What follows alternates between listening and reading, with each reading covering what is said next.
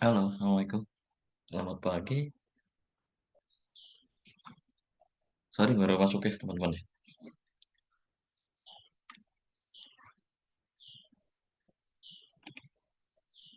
Udah hadir semua ini? Ada 13 ya? 13. Oke, kita mulai aja. Halo admin, saya sapa admin dulu deh. Selamat pagi admin. Kedengeran nggak suara?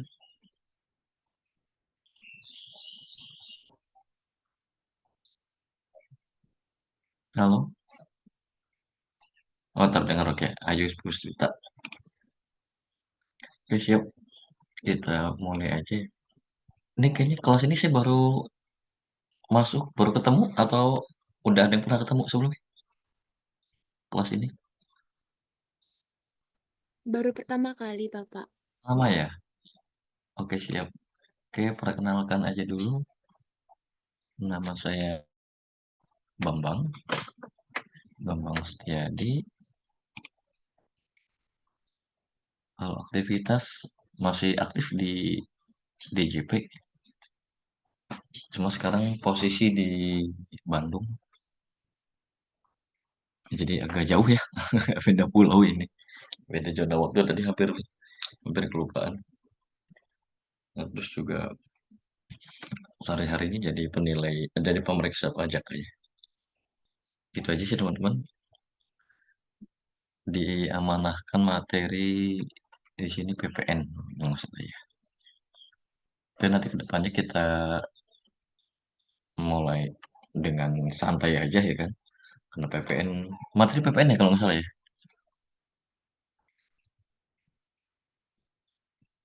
PPN ya, Ayu Puspita.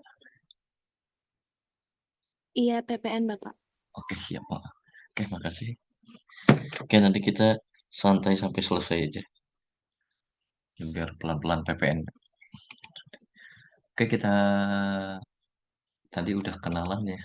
Saya sempat 5 tahun di Denpasar, di Madya Denpasar, di KPP Madya Denpasar sampai akhir 2023 lah kayaknya. 2024 saya di Bandung. Kebetulan pulang kampung ya deh. Oke mungkin itu teman-teman ya. Kita kenalan dengan PPN-nya. Ini teman-teman udah banyak ya. Saya lihat nama-namanya dulu. Jessica Olivia. Kayak familiar ya Jessica Olivia nih. Halo Jessica Olivia. Halo, Pak. Iya. Kayak familiar nih saya namanya nih. Baru pertama kali sih, Pak. Baru pertama ya. Iya. Iya kayak namanya familiar saya. Pernah ketemu di brevet lain nggak? Nggak pernah. Belum, Pak, baru pertama kali Belum ikut sama brevet. sekali lagi. Mungkin ada yang namanya mirip sama ya. Kayak familiar namanya Jessica Olivia. Oke kita ini aja ya kan. Materi kita sekarang PPN ya kan.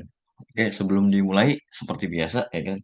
Kita awali dengan pembacaan doa menurut agama dan kepercayaan masing-masing. Oke, berdoa dimulai.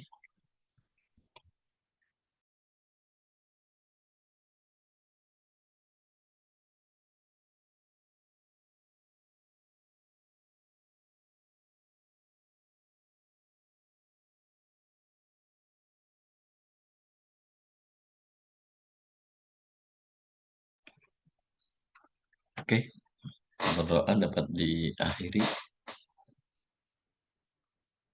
Bisa dilanjut ya teman-teman ya. Kita coba kenalan dulu dengan materinya deh. Sorry, materi PPN ya. Kita buka dengan apa namanya?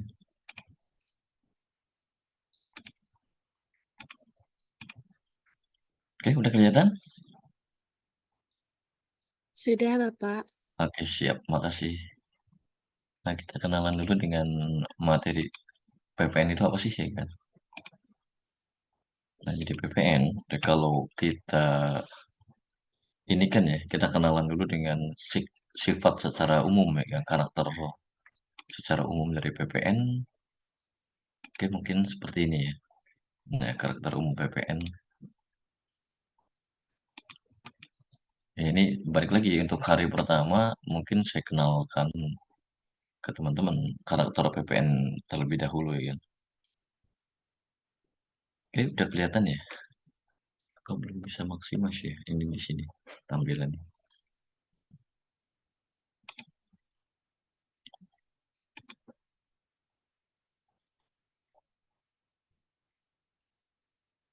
Oke, di sini ya kan. Balik lagi. PPN ya, beda dengan PPH ya kan. Kenapa saya selalu kenalkan karakternya dulu biar teman-teman juga paham. Oh, karakter PPN ini secara umum seperti ini loh kan. Ya, beda dengan PPH. Ya, walaupun sama-sama keluarga pajak di sini ya kan. Ya, kalau PPH ini apa ya? Kalau kita lihat dari namanya aja udah kelihatan. Oh, materi PPH udah ya? Ayo Puspita.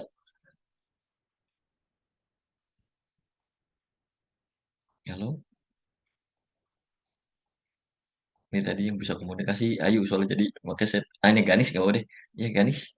Sudah, Bapak. Enggak, PPH sudah ya. KOP, PPH Badan sudah. Oke, siap.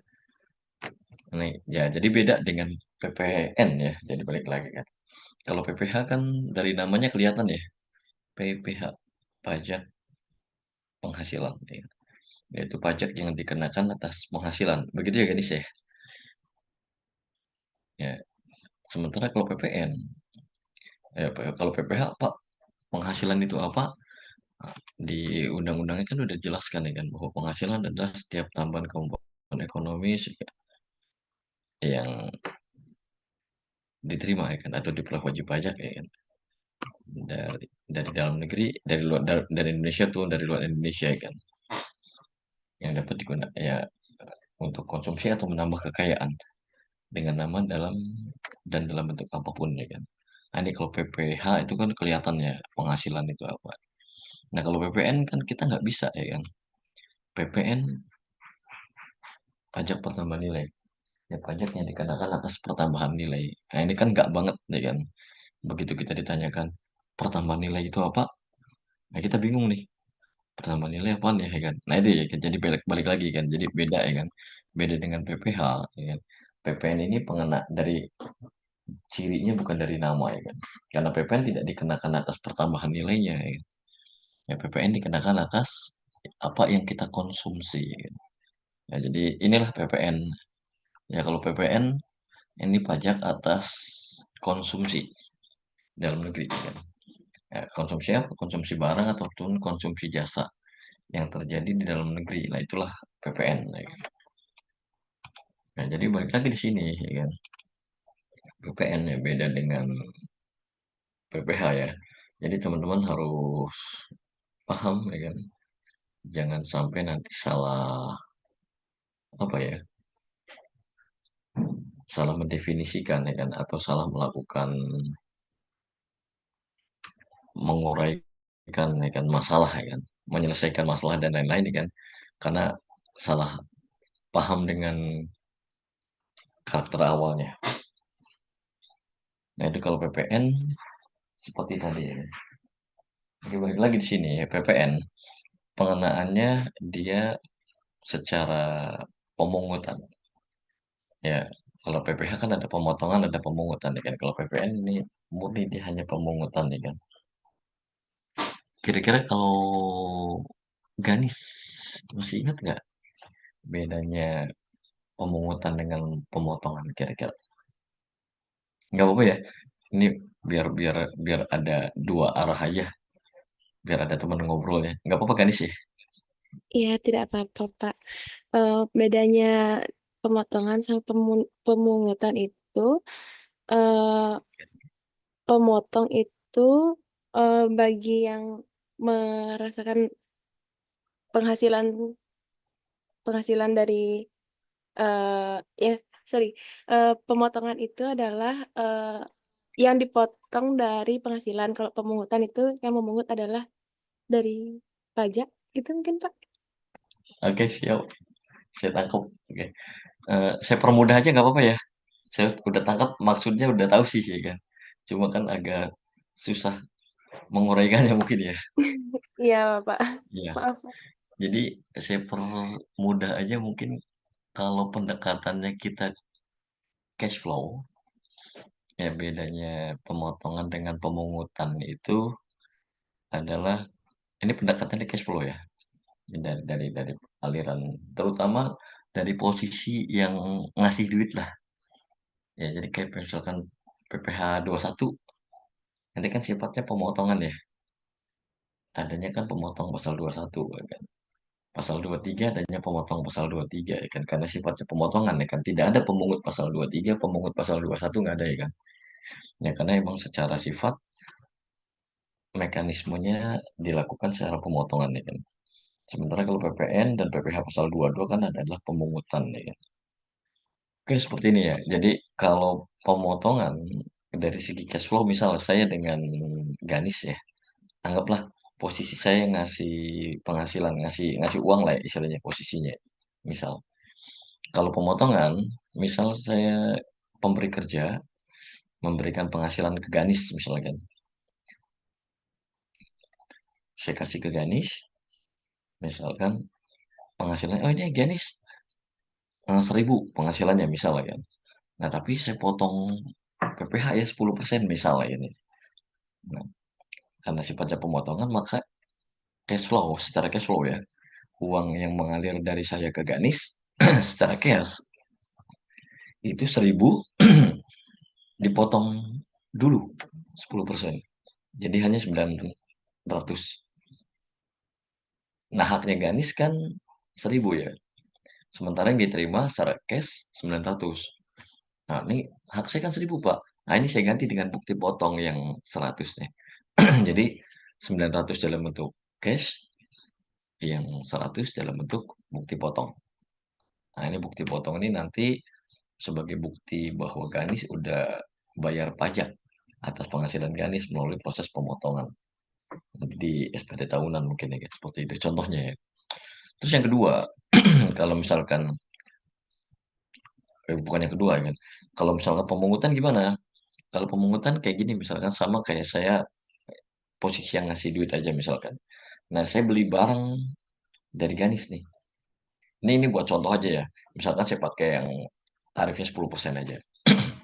Nah, kalau pemotongan, begitu saya beli barang ke Ganis, misalkan Ganis harganya berapa? Barangnya 1.000. Nah, begitu saya pengen bayar ke Ganis, Ganis bilang, Pak Bambang ini ada pemungutan PPN. Sehingga yang dibayar tidak cuma 1.000, tapi ada pungutan lain. Jadi 1.000 ditambah dengan 10%. Yang saya bayarkan 1.100.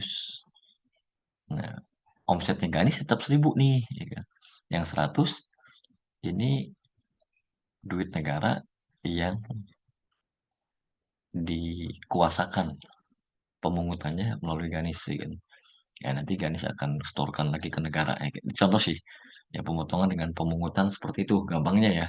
Kalau dari segi cash flow bedanya, kalau pemotongan yang dibayarkan lebih kecil, kalau pemungutan yang dibayarkan umumnya lebih besar karena dia nambah ya kan.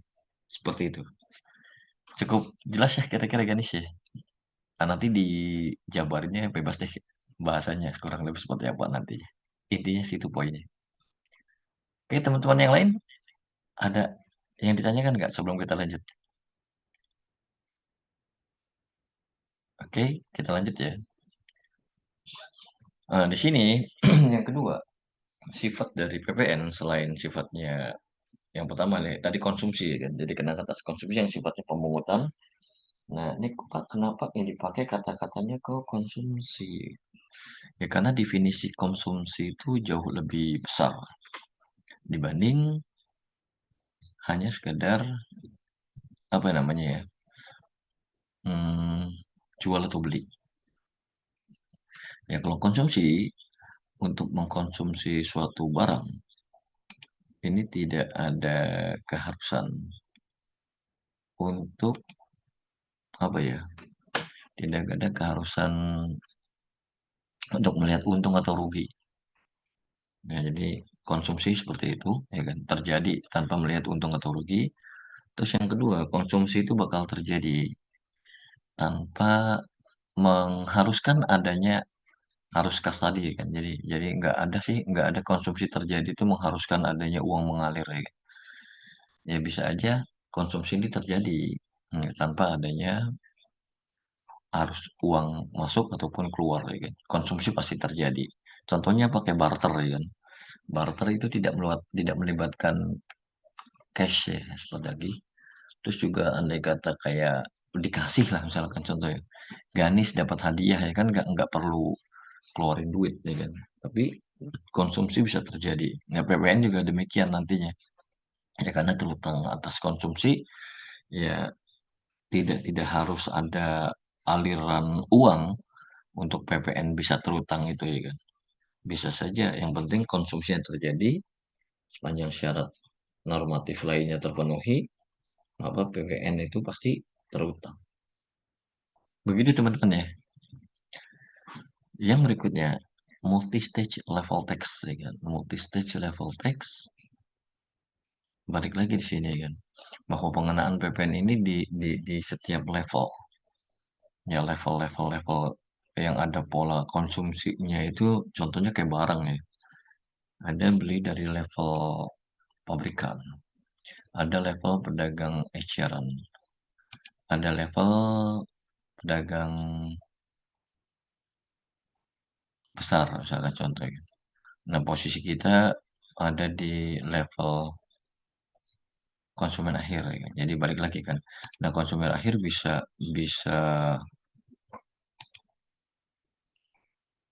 beli dari pabrik langsung, konsumen akhir bisa beli dari pedagang besar, konsumen akhir bisa beli dari pedagang eceran. Nah ini si konsumen beli di level manapun, ya kan, sepanjang syarat normatif PPN terutangnya terpenuhi, maka PPN terutang. Ya sepanjang syarat ketentuan berlaku lah tadi kan, sepanjang syarat kondisi lainnya terpenuhi, ya PPN terutang. Ini di level manapun belinya. Yang membedakan di tiap level hanya paling mungkin besarannya saja ya kan. Karena semakin jauh jalur distribusinya akan ada semacam apa ya, efek bola salju mungkin ya. Ya begitu dia makin jauh, menggelinding makin jauh, dia akan semakin besar. Ya harga juga sama sih, semakin jauh jalur distribusi, semakin banyak titik yang terlewati ya kan. Masing-masing titik kan pasti ada menetapkan margin laba ya kan. Ya, semakin jauh, semakin panjang jalur distribusi, harga semakin mahal biasanya. Seperti itu teman-teman ya. Secara normatif terpenuhi semuanya terutang di titik manapun. Oke, terus berikutnya PPN merupakan pajak objektif. Beda dengan PPH yang secara mungkin ya, secara ini dikategorikan sebagai pajak objektif PPN ya. Kalau PPH dikategorikan sebagai pajak subjektif ya. Nah, bedanya pajak subjektif dengan pajak objektif ya kan. Ada yang tahu kira-kira teman-teman? Bedanya pajak subjektif dengan pajak objektif? Kira-kira selain Ganis siapa nih? Jessica Olivia mungkin. Jessica punya ini bedanya pajak objektif dengan pajak subjektif kira-kira apa ya? eh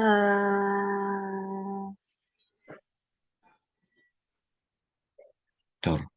eh kurang tahu.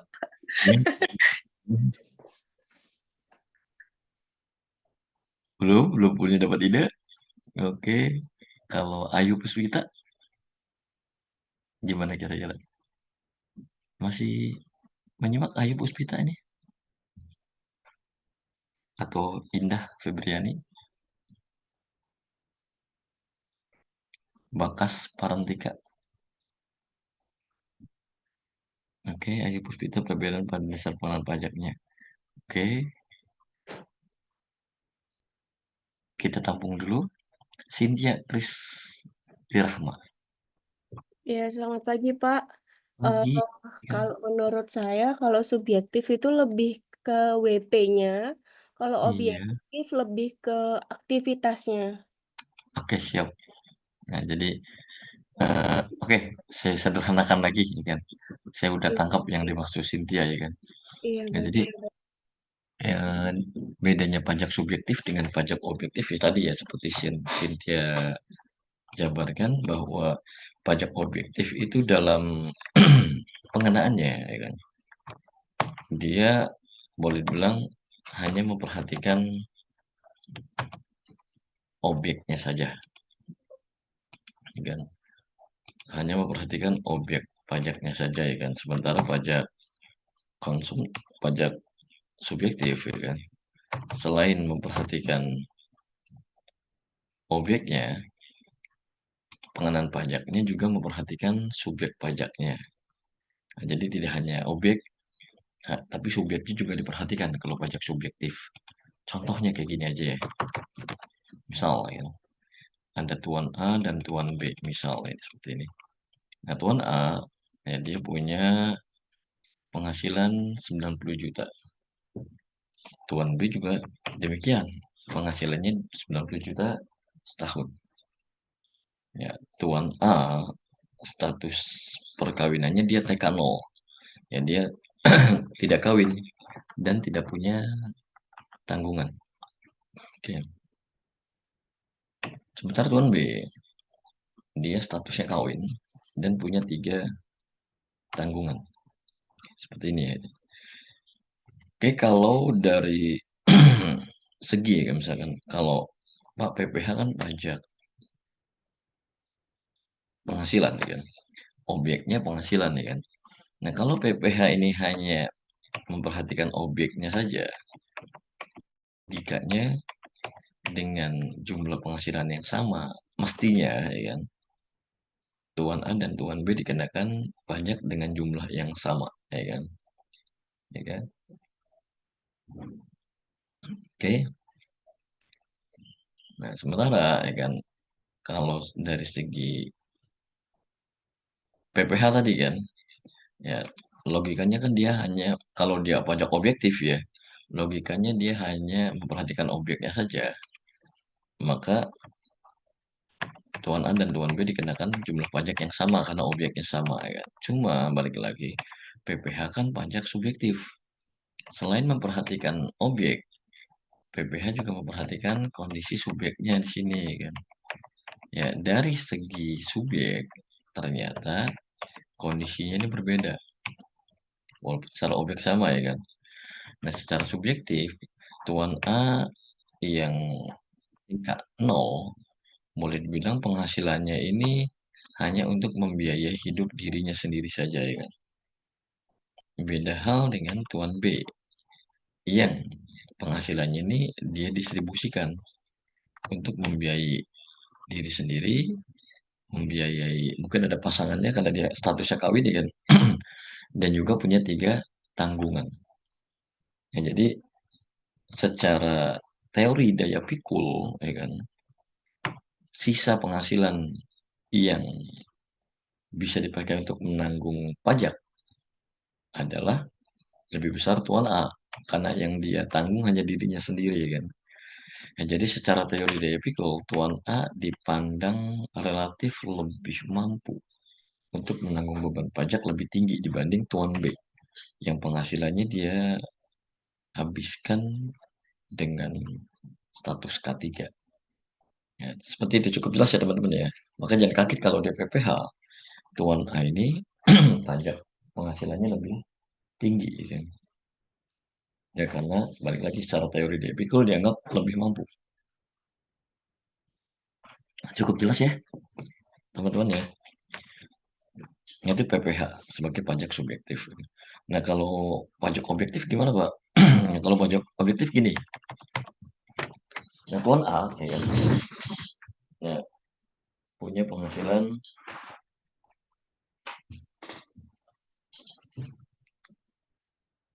90 miliar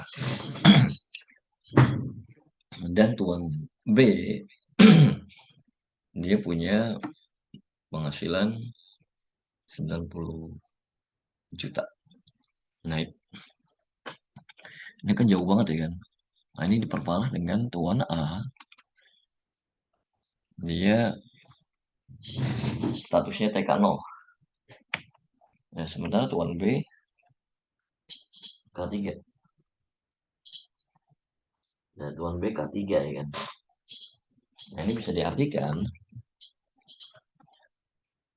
tuan A ya kan, boleh dibilang posisi subjektifnya amat sangat jauh dibanding tuan B ya. Ya, tuan A 90 miliar dengan TK 0. Tuan B 90 juta dengan K3 ya kan. Ya, gap secara subjektifnya berbeda jauh ya kan.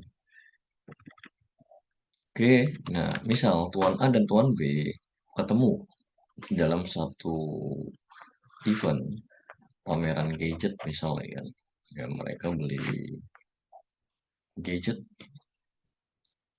di saat yang sama. Ada pameran gadget, mereka beli barang yang sama persis, ya kan? Beli di toko atau gerai yang sama dan bayar pada waktu yang bersamaan. Anggaplah ya kan, tuan A dan tuan B beli gadget seharga 6 juta. Ya, 6 juta ya kan. Ya, pada waktu bayar, kasir akan memberitahukan mereka, tuan B dan tuan A ini ada PPN yang harus dibungut. Anggaplah misalkan PPN-nya sekarang 11% ya kan. Ya, tuan A dan tuan B dikenakan pajak dengan jumlah yang sama. 11% kali 6 juta, yaitu 660.000 rupiah. Ya, tuan A dan tuan B, walaupun secara subjektif berbeda, tapi karena objeknya sama, maka secara PPN, yang mana dia kategorinya pajak objektif, ya dikenakan pajak dengan jumlah yang sama. Kenapa? Karena diperhatikan hanya kondisi objek pajaknya saja. Cukup jelas ya, teman-teman ya. Ada yang ditanyakan kira-kira? Cukup jelas? Oke? Yaitu pajak objektif. Ya, jadi dia hanya memperhatikan objek pajaknya saja. Subjek pajaknya tidak diperhatikan. Begitu teman-teman ya. Ada yang ditanyakan? Kira-kira?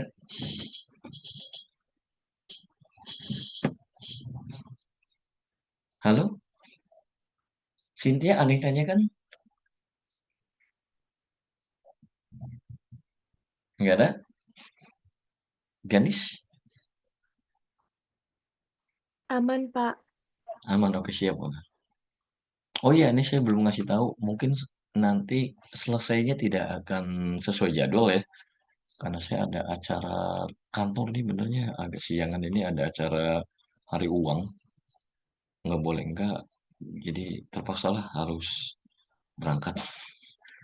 Nah, jadi mungkin nggak akan sampai sesuai jadwal nantinya. Intinya. Untuk hari pertama ya. Hari kedua dan selanjutnya aman.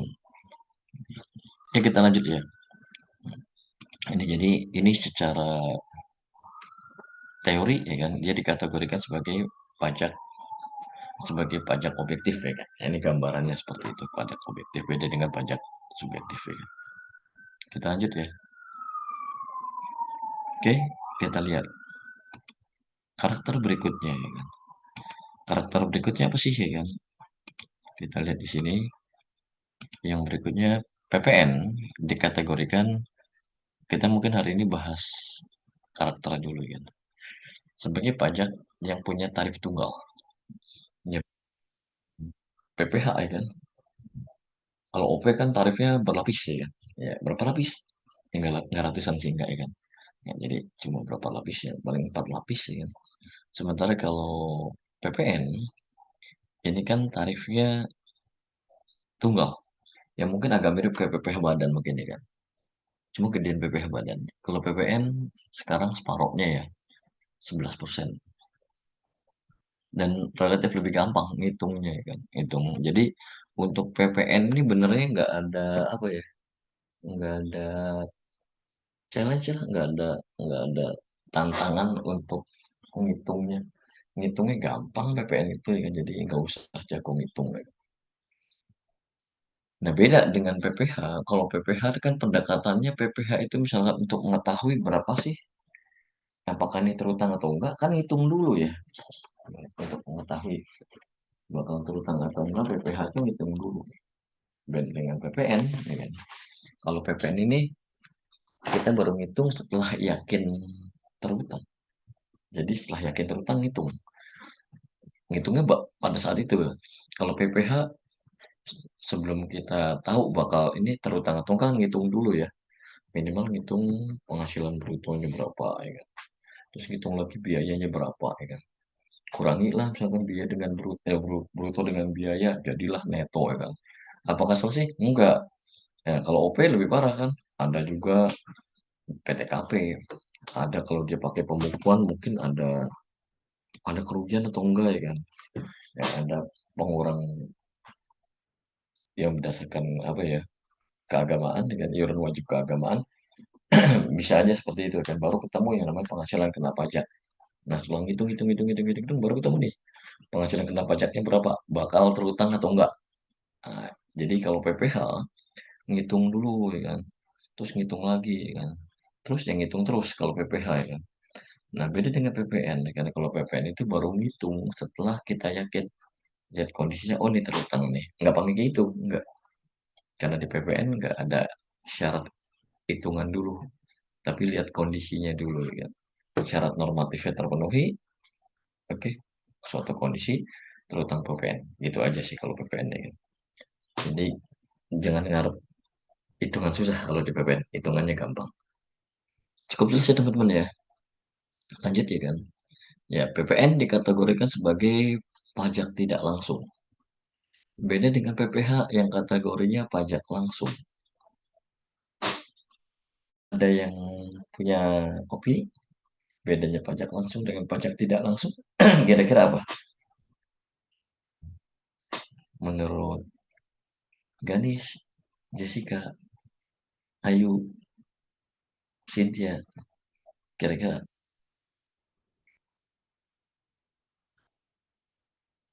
bedanya kira-kira pajak langsung dengan pajak tidak langsung. Ganis dulu deh. Halo Ganis. Halo, Pak. Halo ya, gimana Eh, kira-kira bedanya bedanya pajak? pajak langsung dan tidak langsung, mungkin menurut saya, kalau pajak langsung itu seperti PPN ini mungkin Pak, jadi dia langsung dikenakan saat transaksi gitu mungkin. Kalau pajak tidak langsung itu Ah, ada mekanisme pemotongan pengutnya itu mungkin seperti PPh. oke siap, saya tampung dulu. Kalau menurut Ayu Puspita atau Jessica boleh? Menurut saya pajak langsung dan pajak tidak langsung itu perbedaannya terletak pada cara Iya, penggunaannya, Pak, dan siapa gimana yang gimana? menanggung beban pajaknya. Oh iya iya, siap. Oke, tadi seperti Ayu ya kan. Jadi bedanya pajak langsung dengan pajak tidak langsung ini benernya lebih pada pergeseran ya kan. Ini pergeseran beban pajaknya ya kan. Yang berbeda beban pajaknya. Nah, jadi kalau pajak langsung, beban pajaknya itu nggak bisa digeser ke pihak lain. Ya kayak PPh ya kan. Contohnya kayak pajak penghasilan ya kan. Ya dia punya penghasilan, ya dia juga yang langsung langsung dikenakan pajak atas penghasilannya. Ya, ini beban pajak ini nggak bisa digeser-geser ke pihak lain. Nah, itu kayak PPh, kayak itu pajak langsung ya kan. Jadi pengenannya langsung tetap menghujam mengenai sesuatu. Nah, sebenarnya kalau pajak tidak langsung prinsipnya beban pajaknya ini bisa digeser, bisa dipindah ke subjek pajak yang lain. Gampangnya seperti itu ya kan. Ya artinya apa? Beban pajaknya hanya ditanggung sementara oleh beberapa pihak, tapi nanti ujung-ujungnya ada penanggung beban pajak yang sebenarnya ya kan. Nah, jadi kalau di perpajakan mungkin ada 2 posisi ya yang harus teman-teman pahami nanti kan. Ada posisi sebagai penanggung jawab pajak dan ada posisi sebagai penanggung beban pajak. Nah, ini apabila posisi penanggung beban pajak dan penanggung jawab pajak ini bisa berada pada lebih dari satu subjek pajak, maka itu dikategorikan sebagai pajak tidak langsung. Ya karena beban pajaknya bisa digeser-geser, sementara yang lainnya posisi sebagai penanggung jawab pajak. Pak, emang penanggung jawab pajak dengan penanggung beban pajak bedanya di mana ya kan? Ya, penanggung jawab pajak ini adalah secara kasar aja ya. Penanggung jawab pajak ini adalah subjek pajak yang ya kan, secara administrasi bertanggung jawab atas pelunasan suatu jenis pajak. Nah, jadi itulah penanggung jawab pajak ya. Secara administrasi dia bertanggung jawab atas pengenaan suatu jenis pajak ya. Tapi kalau pajak langsung itu apabila penanggung beban pajak adalah subjek pajak yang menanggung beban pajak sebenarnya. Nah, jadi dia tidak hanya bertanggung jawab secara administrasi saja, tapi emang dia nanggung beban pajaknya ya kan. Dia yang memikul beban pajak, itulah penanggung beban pajak. Nah, ini apabila posisi penanggung beban pajak dengan penanggung jawab pajak ini berada pada satu subjek pajak, yaitu berarti pajak langsung. Ya, jadi beban pajaknya nggak bisa digeser-geser ya. Tapi kalau subjek pajak itu bisa menggeser beban pajaknya dalam artian subjek penanggung jawab pajaknya ini banyak, penanggung beban pajaknya satu, ya itu berarti pajak tidak langsung, ya, karena dia bisa digeser-geser seperti itu. Kira-kira ada yang tanyakan?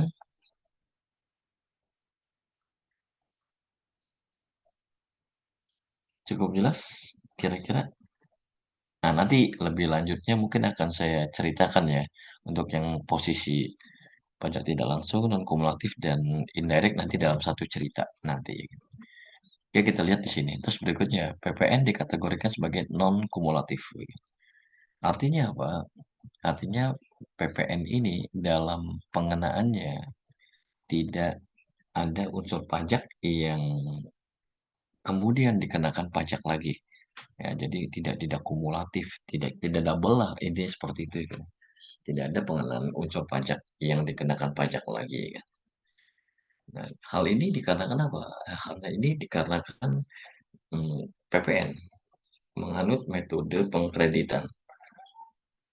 Nah, kebetulan metode pengkreditan yang dipakai di Indonesia adalah indirect subtractive method ataupun disebut credit method atau invoice method ya kan.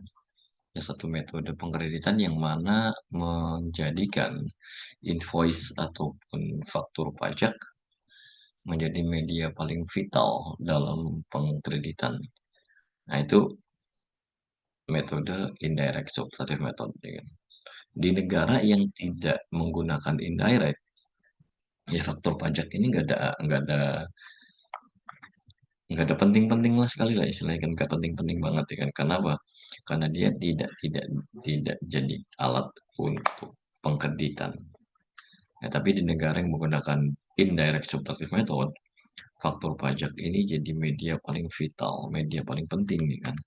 Maka jangan kaget di negara yang menggunakan indirect subtractive method ya kan, itu faktur pajak kadang banyak yang namanya sindikasi penerbit faktur dan pengguna faktur ya kan.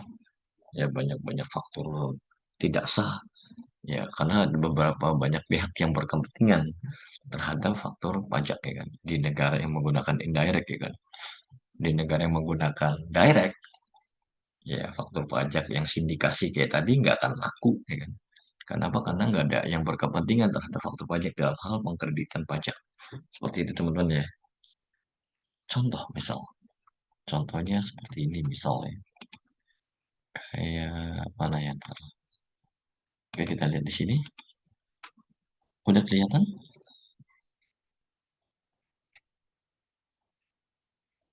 Oke, kita lihat di sini ya.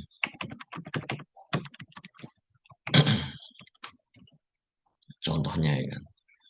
Contoh yang 3 posisi tadi, yang pertama faktor pajak apa? Pajak tidak langsung, non kumulatif. Sorry ini agak serak suaranya. Dan juga pengkreditan. Ya metode pengkreditannya seperti apa ya. Nah, kita lihat di sini. Ini level level pedagang, level pabrikan, level pedagang besar, level pedagang eceran dan end user ya kan. Nah, ini multi stage levelnya seperti ini. Ya, kita akan jelaskan juga ya kan nantinya. Nah, misal ya kan, dan pengkreditannya seperti apa dan penanggungan pergeseran beban pajaknya seperti apa ya kan. Oke, kita lihat di sini contoh pertama. Ya kan. Pertama misalkan pabrikan nih di level pabrikan dia ada beli barang ya dia catat harga belinya. HB itu harga beli ya kan. Harga belinya misalkan 100. Oke, untuk contoh pajaknya saya masih pakai yang 10% aja ya. Biar angkanya bulat, enggak keriting. Nah, kita lanjut di sini. Ya, waktu dia beli barang, bahan baku misalkan, dia catat harganya 100. Anggaplah dari ini impor ya. Kalau impor kan langsung masuk ke kas negara ya kan. Nah, ada pungutan impor. Ya, dikenakan pajak. Ini ada satu istilah PPN di sini. Pajak masukan. Ya, pajak yang dia harus bayar waktu dia mengkonsumsi masuk.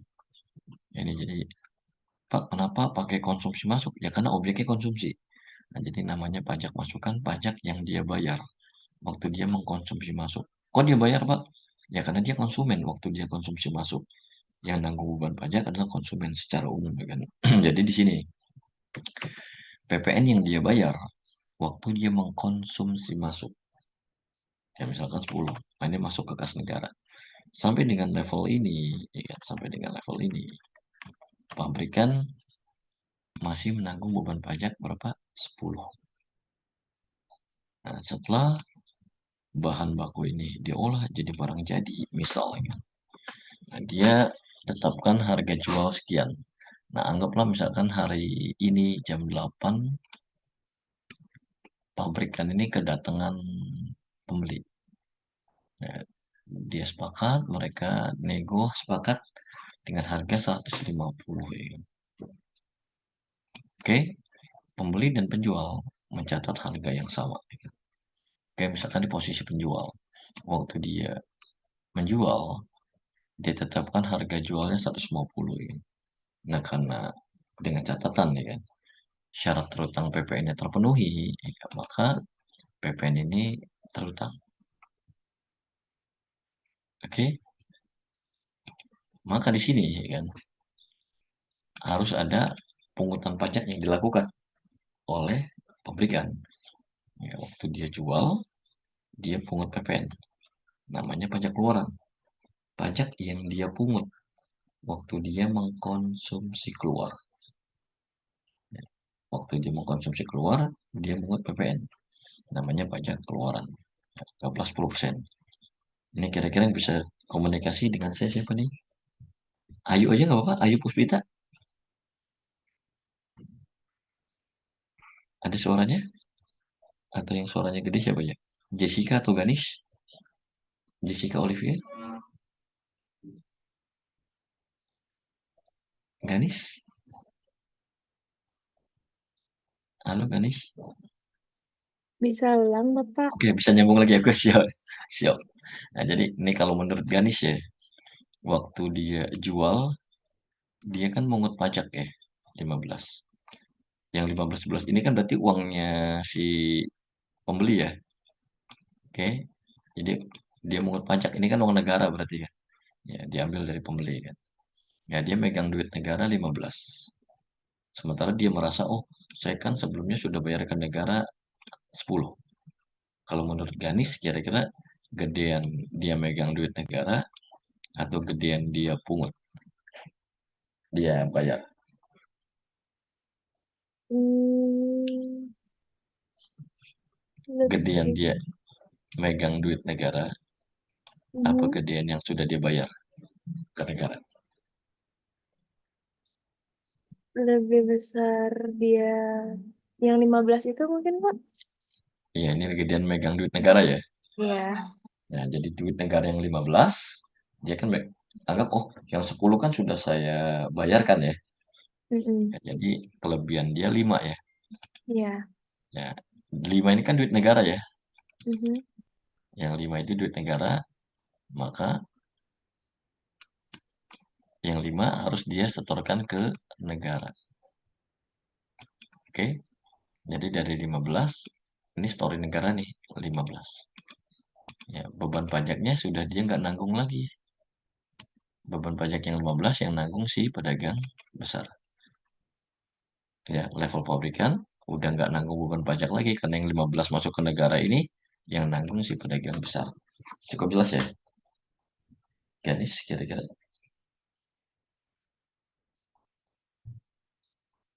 Oke, kasihan kalau Ganis terus ya. Cynthia bisa komunikasi nggak? Cynthia? Iya, Pak. Oke, siap. Eh, Nggak apa-apa ya. iya, iya. Oke. Ah, lagi di jalan nggak? Enggak sih, Nggak. Pak, cuman ini anak lagi nggak enak badan jadi agak Oh, rewel oke, konsentrasi. jangan-jangan kalau gitu jangan. Enggak Oke. apa-apa, Pak. Gimana tadi maaf soalnya saya ini, mungkin bisa diulang? Enggak, tadi tadi ini yang megang duit negara, yang ini sudah bayar ke negara. Nah, jadi Oke. selisihnya itu harus di setor ke negara ya kan.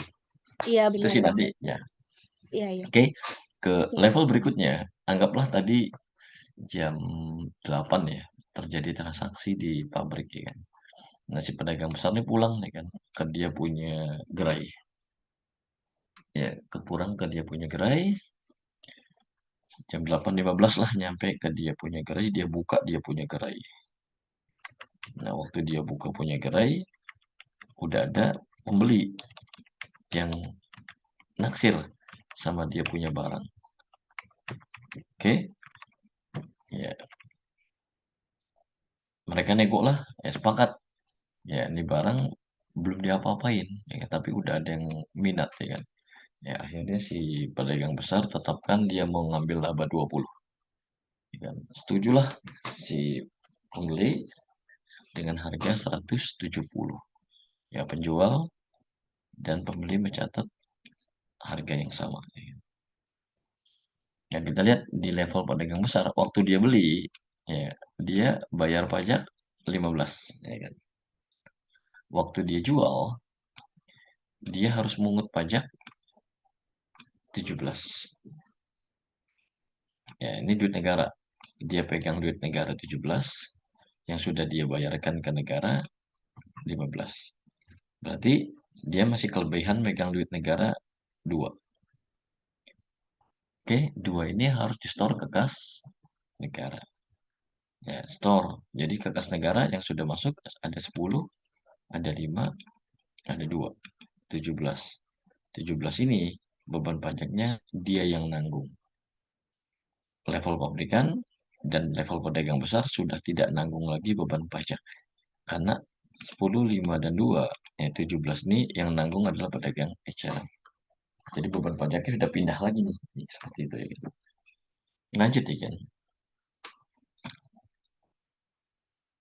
Di pedagang eceran.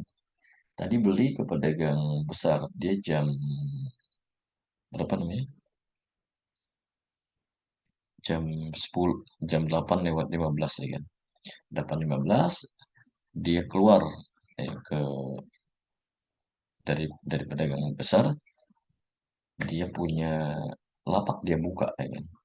Begitu dia buka dia punya lapak, ternyata ya kan sudah ada pembeli yang naksir dengan dia punya barang yang baru dia beli. Ya karena dia statusnya penjual, pedagang, ya maka terpaksalah dia lepas barang tersebut sepanjang harganya cocok ya kan. Nah, ternyata dia tetapkan, "Oh, saya mau lepas kalau saya dapat laba 30," misalkan. Setujulah mereka, penjual dan pembeli sepakat dengan harga 200 ya kan. Oke, penjual dan pembeli mencatat harga yang sama ya kan. Oke, penjual dan pembeli mencatat harga yang sama ya kan. Oke, kita lihat di sini ya kan. Waktu dia jual, waktu dia jual, sorry, waktu dia beli, pedagang eceran dia nanggung beban pajak berapa? 17. Dia bayar ke negara 17.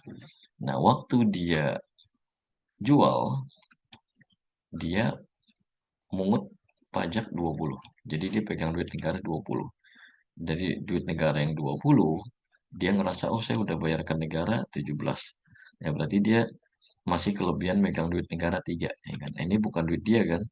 Dia harus setorkan ke kas negara. Jadi dalam kondisi seperti ini, PK lebih besar dibanding PM, berarti dia kelebihan megang duit negara. Maka nanti di SPT-nya dia akan jadi kurang bayar. Karena dia masih lebih gede megang duit negara. Ya.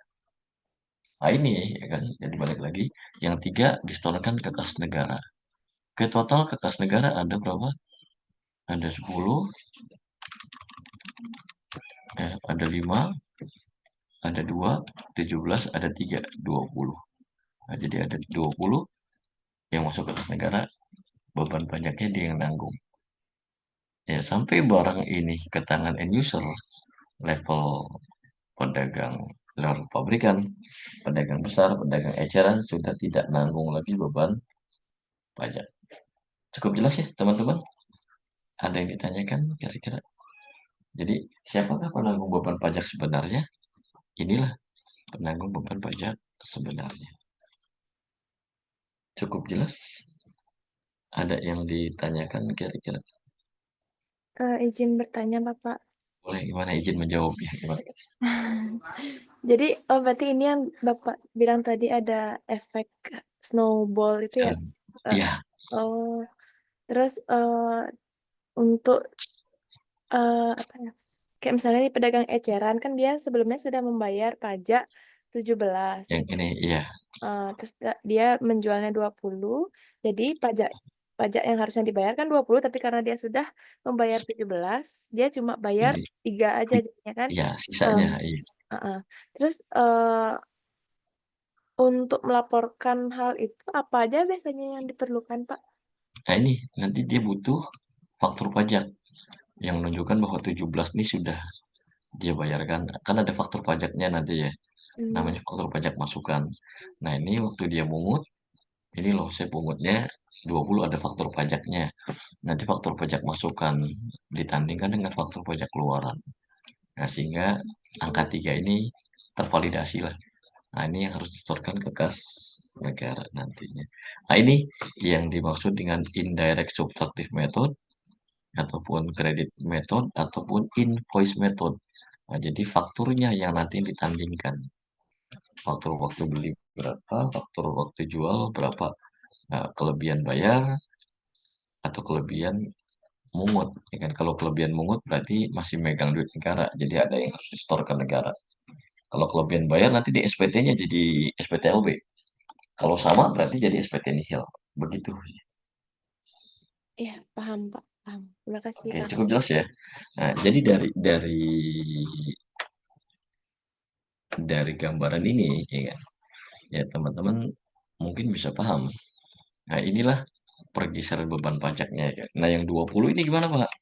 Ya karena dia posisi sebagai konsumen akhir, ya dia konsumsi habis dengan pajak-pajaknya. Udah dia nggak bisa geser lagi beban pajaknya.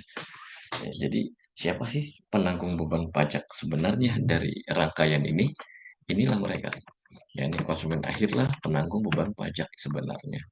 Nah, sementara untuk yang level pabrikan, level pedagang besar, ataupun level pedagang eceran, dia hanya nanggung beban pajak hanya untuk sementara saja. Ya, jadi posisinya pada dasarnya dia penanggung jawab pajak. Dia hanya bertanggung jawab secara administrasi saja atas pelunasan suatu jenis pajak. Yang nanggung beban pajak sebenarnya adalah end user. Siapa end user? Ya kita-kita inilah, ya kan, end user ini. Jadi kalau misalkan, Pak, saya nggak mau nanggung beban PPN, Pak. Jangan jadi end user. Jadilah pengusaha. Gitu aja sih intinya ya. Cukup jelas? Ya ini pajak tidak langsung, ini mekanisme pengkreditan, dan yang non kumulatif artinya Pak, PM ini tidak masuk dalam harga perolehan. Sehingga waktu jadi harga jual, tidak ada unsur PM yang nanti dikenakan pajak lagi. Tidak ada unsur pajak yang dikenakan pajak lagi nantinya. Karena apa? Dalam harga jual, murni, nggak ada unsur pajaknya. Cukup jelas ya, teman-teman? Sampai sini ada yang ditanyakan? Kira-kira. Ya, Ganis, kira-kira ada yang ditanyakan? Sudah jelas, Bapak. Cukup jelas ya, oke. Zakaria Nahak,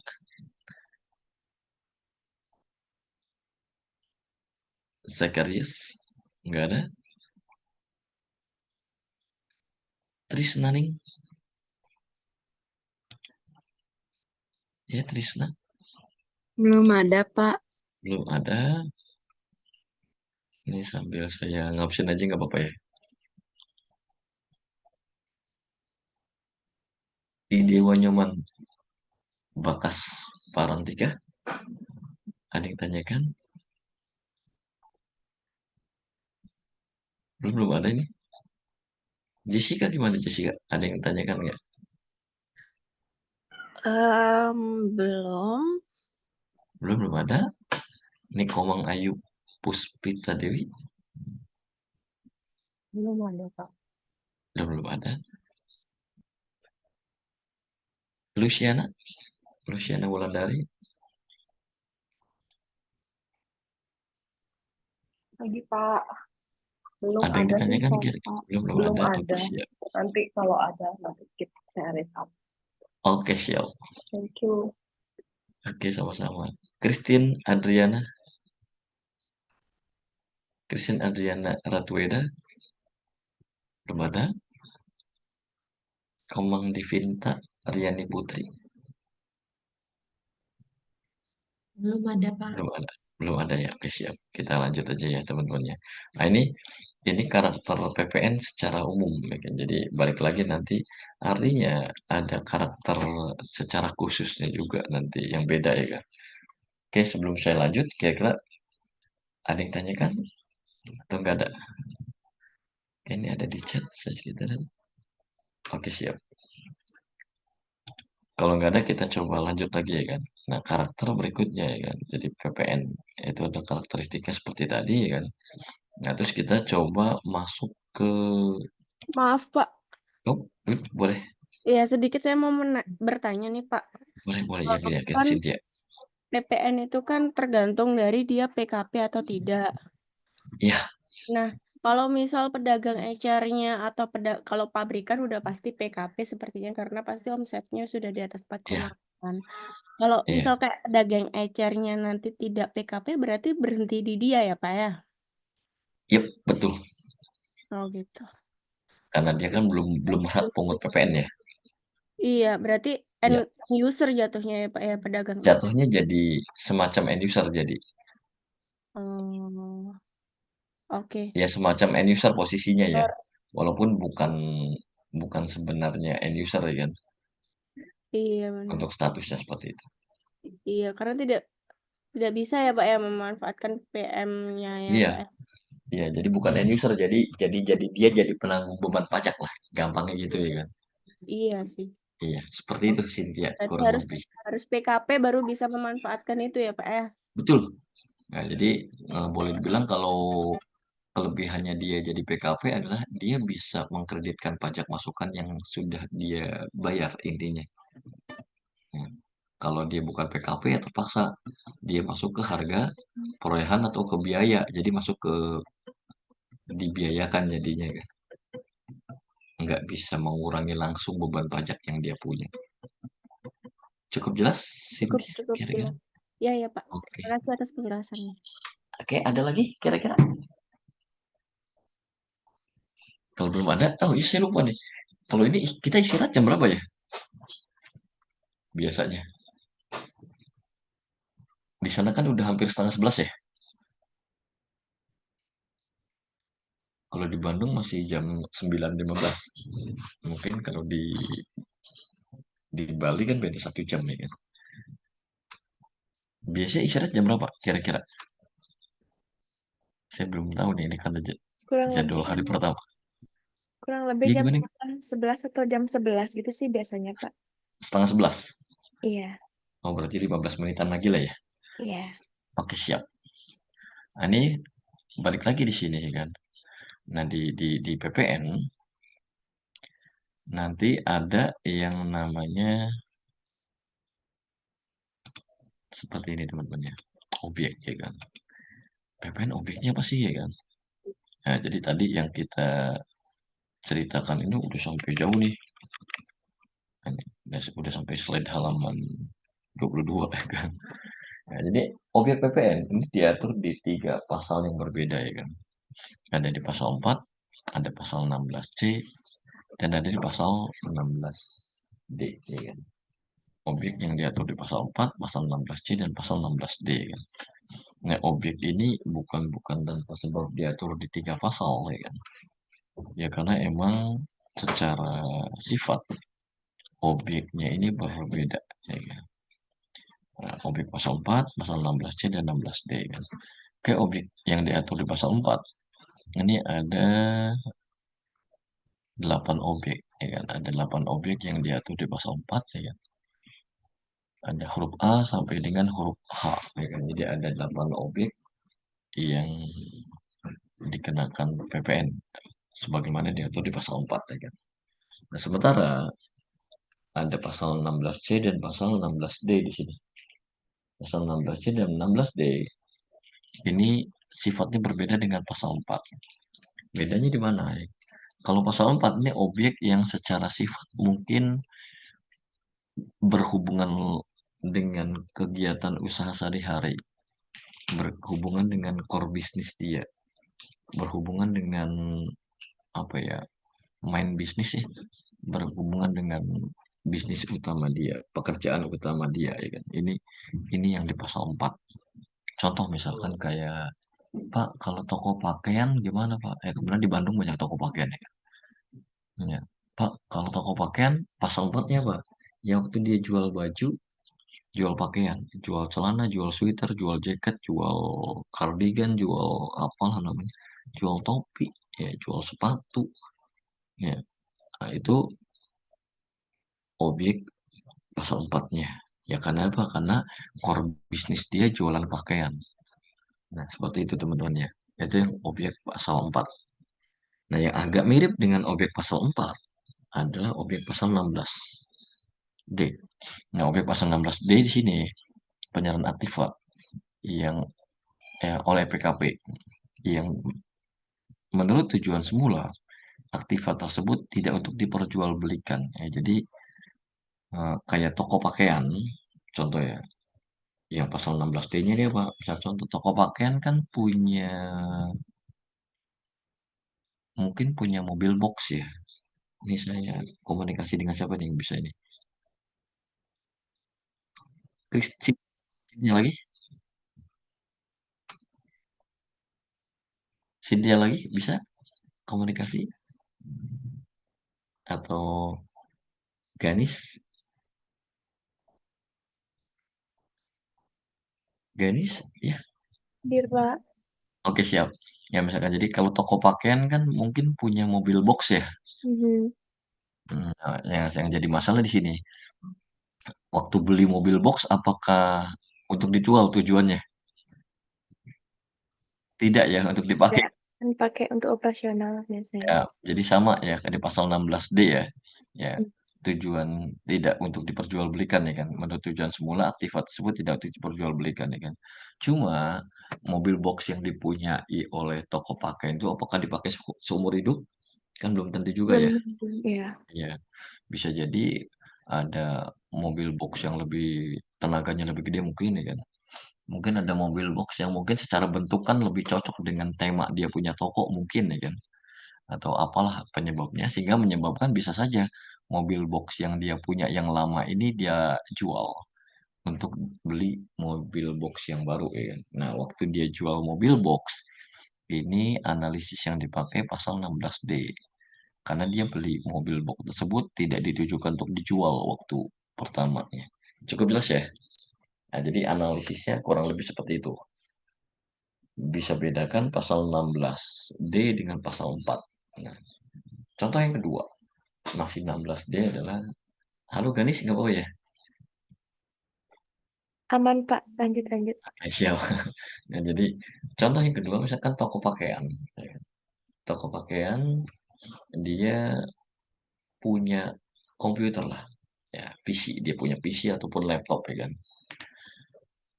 Nah, waktu beli laptop atau beli PC, toko pakaian itu tujuan untuk dijual nggak?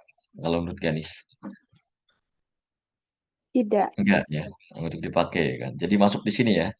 Aktiva yang menurut tujuan semula aktiva tersebut tidak untuk diperjualbelikan ya kan. Nah, cuma komputer ataupun laptop ini yang dia punya kan belum tentu dipakai seumur hidup ya. Ya, mungkin ada yang speknya lebih bagus. Ya. Mungkin ada yang bentuknya lebih lucu, warnanya lebih bagus ya kan. Cocok dengan konsep toko dia misalkan. Bisa saja laptop ataupun komputer yang lama yang dia punya dijual ya untuk beli komputer atau laptop yang baru. Nah, waktu dia jual komputer, waktu dia jual laptop, itu bukan core bisnis dia. Nah, itu analisis yang dipakai pakai pasal 16D. Jangan pakai pasal 4. Cukup jelas ya? Ya, pasal 16C, pasal 16D, dan pasal 4. Jadi teman-teman di sini nanti untuk di PPN ke depannya ya diharapkan bisa membedakan. Oh, ini pasal 4 nih. Analisis seperti ini. Oh, ini pasal 16D nih. Analisis terutangnya seperti ini. Oh, ini pasal 16C nih. Ya, syarat normatif terutangnya seperti apa. Jadi teman-teman harus bisa bedakan. Oh, ini pasal 4. Oh, ini pijakannya pasal 16C. Oh, ini pijakannya pasal 16D ya kan. Sehingga tidak salah judgement dalam memutuskan oh ini terutang atau enggak ya kan. Karena masing-masing pasal punya syarat normatif terutangnya sendiri-sendiri. Begitu. Ya, jadi biar teman-teman tidak salah pijakan. Kurang lebih seperti itu. Ada yang ditanyakan kira-kira? Ya, sambil saya absen nggak apa-apa ya. Bapak, Terus, maaf. yep, boleh. Ya, tadi saya kelewatan. Boleh dijelaskan Iya, sekali lagi iya. mengenai pasal 4 huruf D sama E itu mengenai di dalam Oh belum, KBN. belum, belum, belum Oke, kelewatan belum. oke, Baru mau saya dijelasin ya. baik, baik. Terima kasih, Oke, Pak. siap. Nah, ini di sini ya kan. Ada pasal 16 C, D, dan pasal 4 ya kan. Oke, karena sudah ditanyakan nih kan. Kita lanjut aja. Pak, pasal 4 ya kan. Pasal 4 ini objeknya banyak ya kan. Kita lihat di sini, kita lihat pasal 4, kita buka ini dulu teman-teman ya. Apa namanya? Undang-undangnya dulu. Kita buka pasal 4-nya biar gampang lah. Oke, kita lihat pasal 4. Mana tadi ya? Undang-undang PPN kita buka.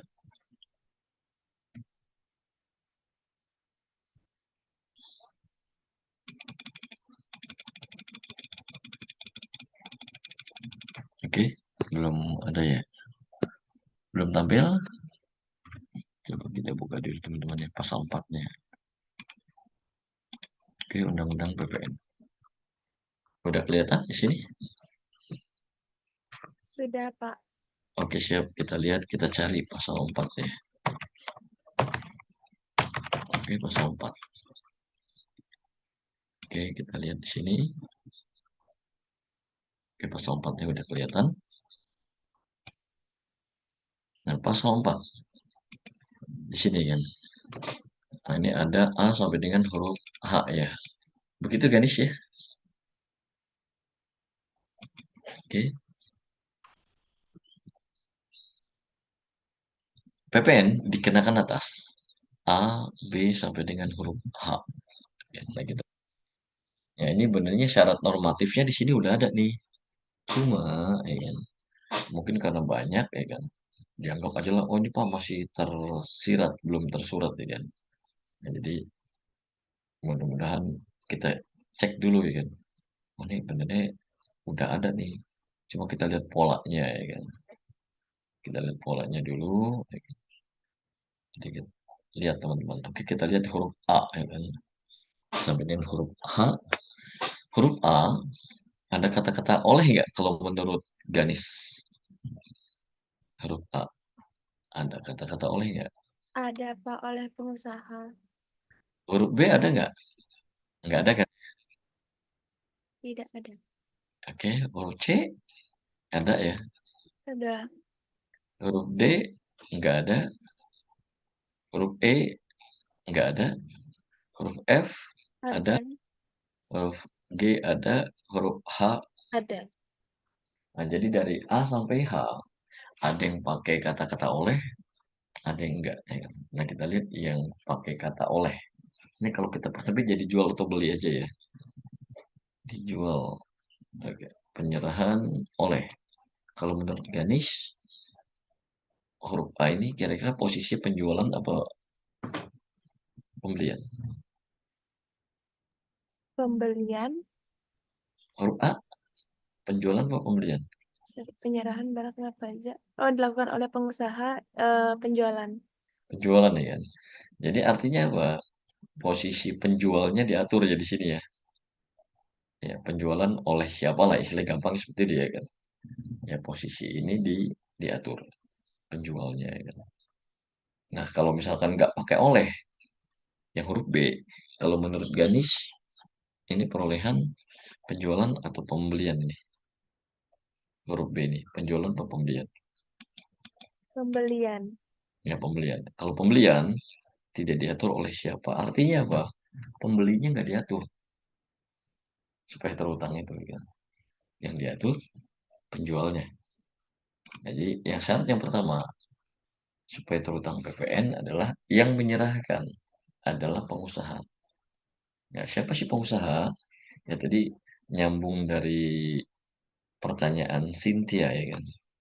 Ya, siapa sih pengusaha itu ya kan? Ya pengusaha adalah kita lihat penjelasan di sini. Siapa sih pengusaha ya kan? Pengusaha yang melakukan kegiatan penyerahan barang kena pajak meliputi baik pengusaha yang telah dikukuhkan sebagai PKP sebagaimana diatur dalam pasal 3A ayat 1 maupun pengusaha yang seharusnya dikukuhkan sebagai PKP tetapi belum dikukuhkan. Nah, jadi pengusaha ini artinya adalah dia yang sudah labeling mungkin dia punya label pengusaha atau yang dia belum PKP tapi seharusnya sudah PKP. Artinya apa? Ya tadi seperti yang Cynthia tanyakan ya kan. Pak kalau omset wajib PKP berarti wajib PKP siapa? Yang omsetnya di atas 4,8 ya kan. Nah, jadi yang omsetnya belum 4,8 atau belum lewat 48 boleh jadi PKP. Jadi siapa pengusaha ini? Intinya yang dia sudah dikukuhkan jadi PKP ataupun yang belum tapi omsetnya sudah di atas 4,8. Nah, ini masuk dalam kategori pengusaha. Makanya kalau di PPN, di KUP ada yang namanya penetapan secara jabatan, pengukuhan PKP secara jabatan. Begitu. Cukup jelas yang pertama, Ganis. Jadi syarat yang pertama untuk terutang PPN adalah yang menyerahkan adalah PKP. Cukup jelas ya? Yang menyerahkan adalah PKP. Jelas, Bapak. Bukan PKP, sorry pengusaha. Yang menyerahkan adalah pengusaha. Ya. Kita lanjut ya. Terus yang kedua, kita lihat di syarat ya balik lagi pasal 4A, ada kata-kata barang kena pajak, impor barang kena pajak, penyerahan jasa kena pajak, pemanfaatan barang kena pajak, jasa kena pajak, barang kena pajak, barang kena pajak ya kan, jasa kena pajak. Ya, jadi dari huruf A sampai dengan huruf H melulu yang dipakai kata-katanya adalah barang kena pajak atau jasa kena pajak. Begitu ya guys ya. Bapak, sorry. Barang kena pajak tidak berwujud tuh kayak gimana ya? Contohnya merek. Dia barang tapi nggak Iya. listrik. Itu barang kena pajak tidak berwujud juga. Oke. Iya, seperti itu ya. Oke, kita lanjut ya. Nah, jadi dari kondisi seperti ini ada dua ya kan.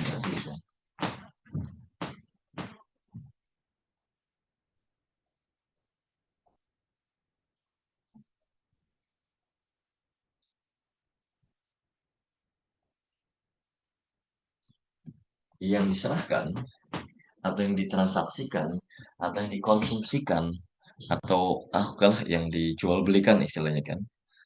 Kalau nggak barang kena pajak, jasa kena pajak. Itu syarat yang kedua tuh. Jadi syarat yang pertama tadi yang menyerahkan adalah pengusaha, terus yang dikonsumsikan atau diserahkan adalah barang kena pajak atau jasa kena pajak. Ya kan? Itu syarat yang kedua. Nah yang ketiga, kita lihat di dalam daerah pabean. Impor dari luar ke dalam. Penyerahan jasa di dalam daerah pabean. Pemanfaatan dari luar di dalam daerah pabean, pemanfaatan jasa dari luar daerah pabean di dalam daerah pabean. Oke, supaya terutang 11%, maka syarat yang ketiga adalah dikonsumsi di dalam daerah pabean. Nah, kalau di luar daerah pabean kan ekspor ya, maka untuk ekspor, dan ekspor, dia tarifnya 0%. Cukup jelas ya teman-teman ya. Jadi supaya terutang 11%, maka syaratnya adalah ya tadi dikonsumsi dalam daerah pabean.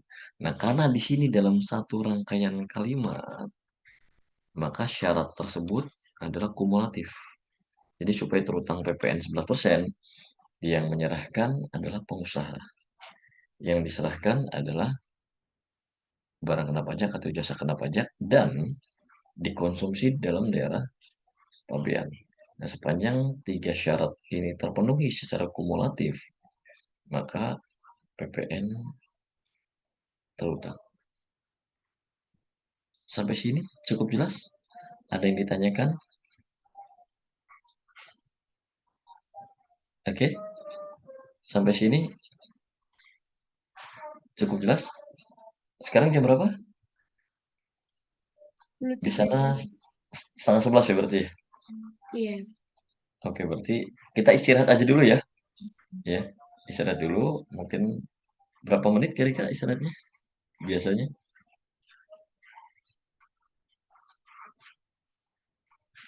Kalau nggak salah 10 menit, Pak. 10 menit. Oke, boleh deh. Oke, 10 sampai 15 menit lah ya. Oke, kita istirahat dulu. Nanti kita balik lagi setelah istirahat. Jadi untuk teman-teman, barangkali ada yang mau ditanyakan, siapin aja pertanyaannya, bahannya. Oke, siap. Kita ketemu lagi setelah istirahat ya. Oke, Oke, makasih Pak. teman-teman. Yuk, mari.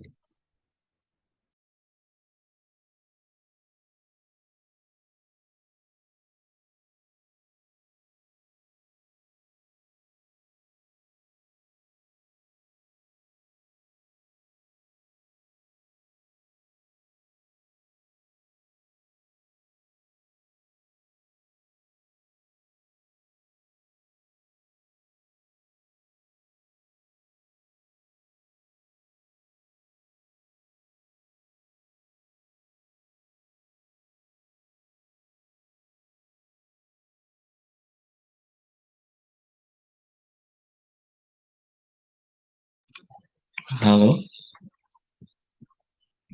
bisa dilanjut? Bisa, Pak. Oke, bisa. Siap. Ada yang tanyakan nggak? Kira-kira. Kalau menurut Ganis dan teman-teman ada yang tanyakan ya?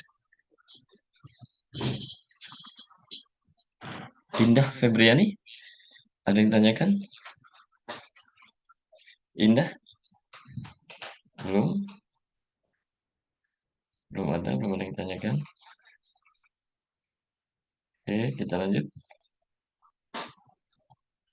Ayu Puspita, ada yang tanyakan nggak? Kira-kira? Ibu ada tuh Pak. Belum ada. Cynthia? Cynthia Kristi Rahma. Belum ada Pak sampai di sini. Oke, siap. Kita lanjut ya. Yes, Nah, Pak. jadi tadi kan syaratnya 3. Yang menyerahkan adalah pengusaha. Siapa pengusaha? Nah, ini tadi pengusaha adalah yang PKP maupun yang seharusnya. Yang seharusnya sudah menjadi PKP tapi belum dikukuhkan. Nah, itulah pengusaha. Nah, itu jelas ya. Kita lanjut. Apa yang diserahkan? Barang kena pajak atau jasa kena pajak. Ya, konsumsinya di mana? Di dalam daerah pabean. Ya, tiga kondisi terpenuhi, maka PPN terutang.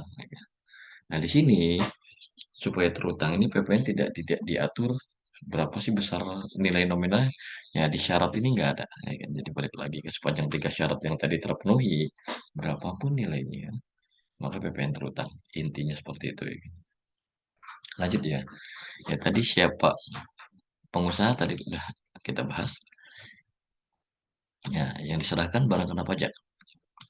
Itu jasa kena pajak ya. Terus di dalam daerah pabean, oke dalam daerah pabean itu dalam negeri lah gampangnya gitu aja sih. Di dalamnya berlaku undang-undang pabean ya. Itu daerah pabean. Sementara untuk yang kategori barang kena pajak dan jasa kena pajak itu apa ya kan? Prinsip dasarnya seperti ini teman-teman. Ya, prinsip dasarnya semua barang atau jasa itu terutang PPN pada dasarnya ya. Semua barang atau jasa ini terutang PPN kecuali undang-undang menentukan lain. Nah, kebenaran undang-undang PPN ini menganut negatif case. Ya kan? Nah, di sini ada pasal 4A. Ini mengatur barang-barang atau jasa apa aja sih yang tidak dikenai PPN. Jadi balik lagi kan. Di sini pasal 4 ayat 2 ini berkaitan dengan barang. Pasal 4 ayat 3 ini berkaitan dengan jasa yang tidak dikenai PPN. Ini bentar ya teman-teman ya.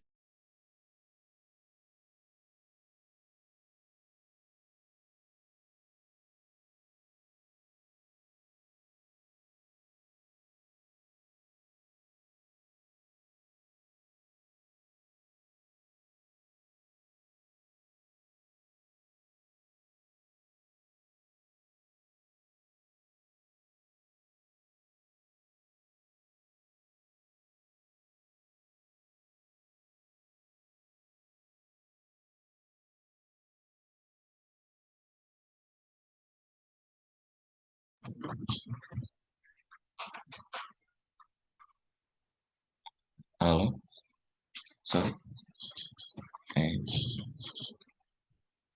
Tadi udah ditanya terus ada acara dari kantor nanti bentar ya. Oke, kita lanjut aja dulu bentar. Oke, di sini ya dulu ada 4 kelompok barang yang tidak dikenai PPN dan ada 17 kelompok jasa yang tidak dikenai PPN. Nah, sekarang mulai April 2022 mengerucut nih yang tidak dikenai PPN menjadi hanya 2 golongan, 2 kelompok barang yang tidak dikenai PPN. Arti adanya perluasan objek PPN benarnya kan di sini. Dan ada hanya 6 kelompok jasa yang tidak dikenakan PPN dari semula 17 ya kan. Nah, jadi ini perluasan benarnya, perluasan objek ya, seperti ini. Nah, kita lihat di sini ya, barang yang tidak dikenai PPN ini ada 2 cuma sekarang kan. Yaitu apa ya? Makanan dan minuman yang disajikan di hotel. ya restoran, rumah makan, dan lain-lain ya kan. Meliputi ya ya mau dikonsumsi di tempat ataupun dibawa pulang ya kan. Oke, termasuk yang diserahkan oleh jasa boga. Ya kenapa? Karena ini sudah ada pajak daerahnya ya kan, maka PPN tidak. Ingat untuk makanan dan minuman, hanya di tempat-tempat ini saja dia tidak dikenakan PPN. Kenapa? Karena sudah ada pajak daerahnya ya kan. Nah, jadi PPN tidak akan ini lagi, ya tidak akan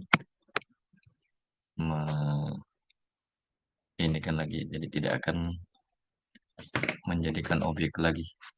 Seperti itu teman-teman ya. Oke, kita lanjut ya. Ada yang ditanyakan kira-kira? Cukup jelas? Oke, kalau nggak ada yang ditanyakan, kita lanjut ya.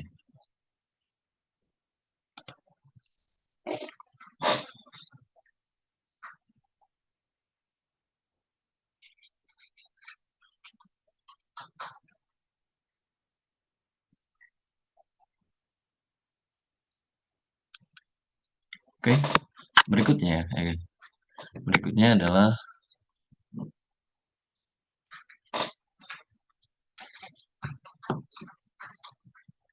berikutnya adalah ini ya.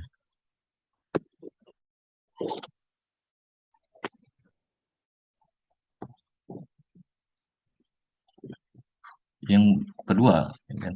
Mana tadi? Yang makan dan minuman, terus uang, ya kan? Emas batangan, ya kan?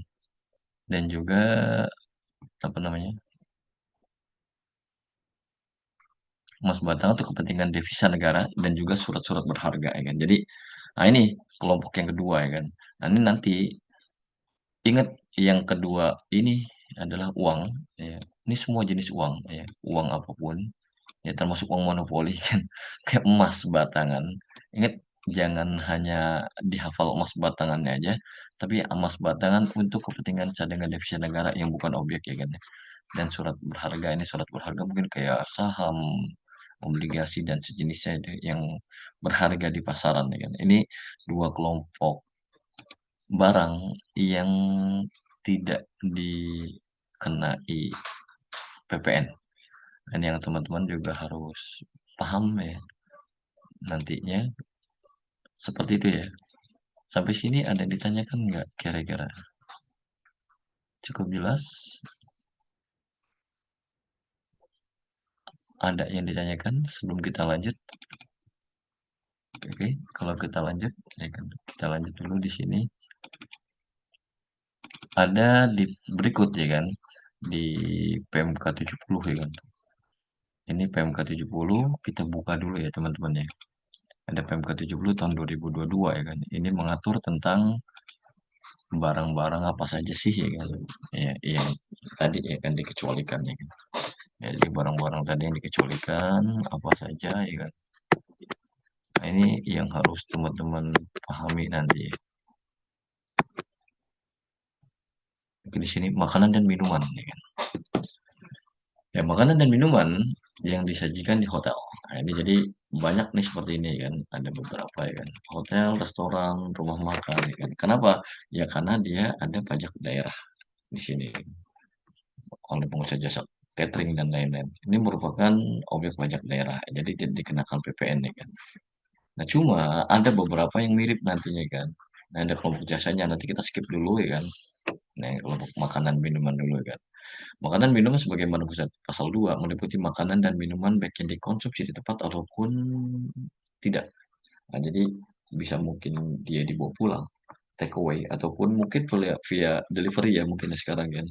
Ya, jadi bisa ya kan. Jadi sepanjang yang menyediakan, yang menyajikan adalah tadi hotel, restoran, rumah makan, kafetaria dan lain-lain emang seperti tadi kan. Nah, part 2 di sini di PMK 70 ini kan, restoran, rumah makan, warung dan sejenis sebagaimana maksud pasal 2 huruf B paling sedikit ya. Jadi cirinya ya. Jadi nggak bisa ngaku-ngaku nih kan. Cirinya yang itu adalah restoran, rumah makan dan lain-lain paling sedikit menyediakan layanan penyajian makanan dan atau makanan dan minuman ya berupa penyediaan fasilitas meja. Ya, jadi emang ada tempatnya lah, meja, kursi, ya kan, dan juga peralatan untuk makan dan minum di tempat. Jadi emang dia punya tempat, ya kan. Ya, pengusaha jasa boga, ya kan, sebagaimana pasal 2 huruf C, ya kan. Paling sedikit, ya kan, paling sedikit melakukan pelayanan sebagai berikut, ya kan. Ya paling sedikit, ya kan, melakukan apa, ya kan, melakukan layanan sebagai berikut, ya kan. Yang pertama, ya kan, proses penyajian, ya, penyajian bahan baku, ya kan, jadi penyediaan bahan baku dan bahan jadi pembuatan penyajian. Jadi dia emang seperti khasnya usaha catering lah. Dia punya penyediaan bahan baku dan lain-lain, ya kan. Jadi enggak beli dari tempat lain udah jadi, ya kan. Oke, yang berdasarkan pesanan, ya kan. Jadi udah ada ininya, kan. Terus penyajian di lokasi yang diinginkan oleh pemesan. Ya, apakah di kantor, apakah di situ, ya kan. Jadi itu yang catering, ya kan. Ya, dan berbeda dengan lokasi di mana tempat pembuatan. Ya, umumnya seperti itu, kalau tempatnya sama ya jadi restoran dia, bukan catering atau jasa boga, ya. Oke, lanjut teman-teman ya. Ini hal seperti ini yang tidak dikenakan PPN. Ya, ini tindak lanjut dari pasal 4A, ya kan, ayat 2, dan juga di pasal di PMK 70, ya kan. Ini diatur. Nah, cuma, ya kan, ya, penyajian dilakukan dengan atau tanpa peralatan dan petugasnya, ya kan. Itu catering bisa aja, ya kan. Oke, tidak termasuk dalam makanan dan minuman sebagaimana dimaksud dalam pasal 2. Artinya apa?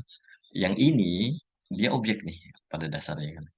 Yaitu makanan minum yang disediakan oleh pengusaha toko swalayan. Ya, sekarang kan banyak nih swalayan tapi bikin kayak seolah tempat makan, ya kan banyak ya. Ada kekafean ataupun adalah apalah yang seperti itu, ya kan. Oke. Dan sejenisnya yang tidak semata-mata menjual makanan dan minuman. Ya, jadi ya, yang seperti itu, ya kan. Terus pengusaha pabrik makanan atau minuman, dia pabrik tapi tiba dia adalah tanggung orang mau ngerasain di situ, makan di situ bisa, ya kan. Ya pengusaha pabrik makanan pada dasarnya, ya. Kan ada, ya kan, toko emang penjual roti, penjual kue-kue apalah, ya kan, seperti itu. Yang dia juga bisa disajikan di situ juga langsung. Cuma pada dasarnya dia dia industri makanan. Ya, tapi sekalian ngejual juga, ya kan, di situ, di lokasinya bisa dinikmatin lah di situ. Nah, pengusaha penyedia fasilitas kegiatan usaha utama penyediaan pelayanan, misalkan kayak di bandara ya, di lounge itu bukan restoran, ya pada dasarnya ruang tunggu, ya kan. Pada dasarnya, ya kan. Ya cuma daripada bengong nunggu ya dia sediain makanan. Nah itu. Nah jadi hati-hati untuk yang 3 ini, ya kan. Makanan dan minuman sebagaimana dimaksud di pasal 4, ayat 4, ya kan, dikenai PPN. Jadi hati-hati ya. Ya, jadi karena apa? Karena dia tidak ada izin restorannya. Cukup jelas? Karena bukan restoran. Ya. Jadi yang ini pada dasarnya itu BKP. Cukup jelas ya? Nah, jadi jangan sampai ketukar nanti dengan yang benar-benar restoran. Sampai sini ada yang ditanyakan? Nah, ini kenapa saya tunjukkan aturannya seperti ini ke teman-teman? Biar teman-teman terbiasa buka aturan nanti, ya kan. Ya, nggak perlu dihafal, ya kan. Nanti juga hafal dengan sendirinya, ya kan. Cuma minimal teman-teman tahu, oh yang membedakan ternyata seperti ini ada loh, kan.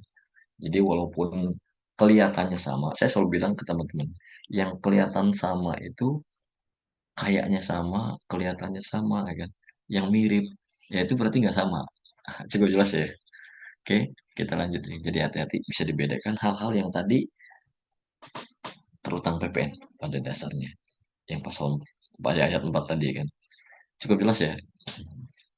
Bisa dilanjut teman-teman? Ganis ada yang tanyakan?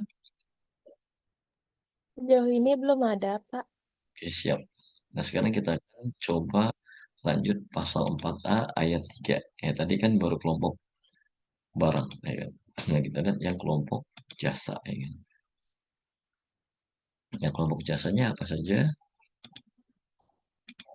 Kita lihat di sini.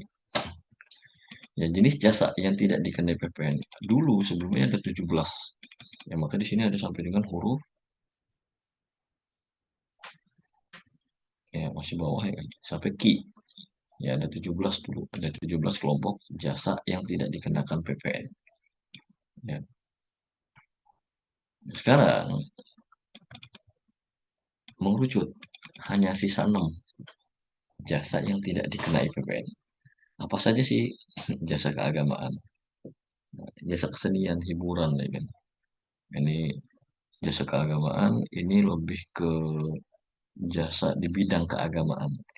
Ya baik itu jasa peribadatan, jasa khutbah mungkin ya kan. Ya, jasa pelayanan tempat ibadah ya kan. Dan juga jasa yang bersifat keagamaan. Ya mungkin kayak maaf ya misalkan ada kalau yang muslim mungkin ada yang oh ini ada perjalanan ibadah lah misalkan. Nah itu, itu contoh ya yang bersifat ibadahnya misalkan. Atau mungkin yang agama selain muslim ada mungkin ya kalau daerah tempat yang disucikan mungkin ada semacam biro perjalanan ataupun wisata yang berbau ibadah. Nah, ini seperti itu contoh ini termasuk ya dalam kegiatan jasa keagamaan. Nanti ada ya kan seperti itu nantinya. Oke, terus jasa kesenian hiburan ini tidak dikenakan pajak PPN karena dia merupakan objek pajak daerah ya kan. Jasa perhotelan, nah, nanti kita bahas detailnya apa aja. Intinya jasa yang disewakan untuk menyewa sewa ruangan untuk kamar, untuk menginap dan ada jasa pelengkap lainnya nanti kita bahas nanti ada di PMK 70 ya. Ya jasanya public services ini non PPN. Terus jasa penyediaan tempat parkir ini juga sama ya kan. Ini yang sudah punya pajak daerah ada pajak parkir ya kan. Terus jasa berikutnya jasa boga atau catering ya kan. Itu yang tadi sudah kita bahas ya kan. Nah, lebih lanjut dari jasa-jasa yang 6 ini yang di pasal 4A ya detailnya yang akan kita bahas di PMK 70 yang tadi ya. Siap teman-teman ya. Ya, PMK 70-nya ada di sini. Ya. Oke. Pasal 5. Jasa tertentu dalam kelompok jasa kesenian. Ya, tidak dikenai PPN. Ya, meliputi ya tontonan film ya kan di bioskop ya, ya yang dipertontonkan secara langsung di suatu lokasi tertentu ya kan. Emang emang ya kayak bioskop itu ya kan seperti ini. Oke,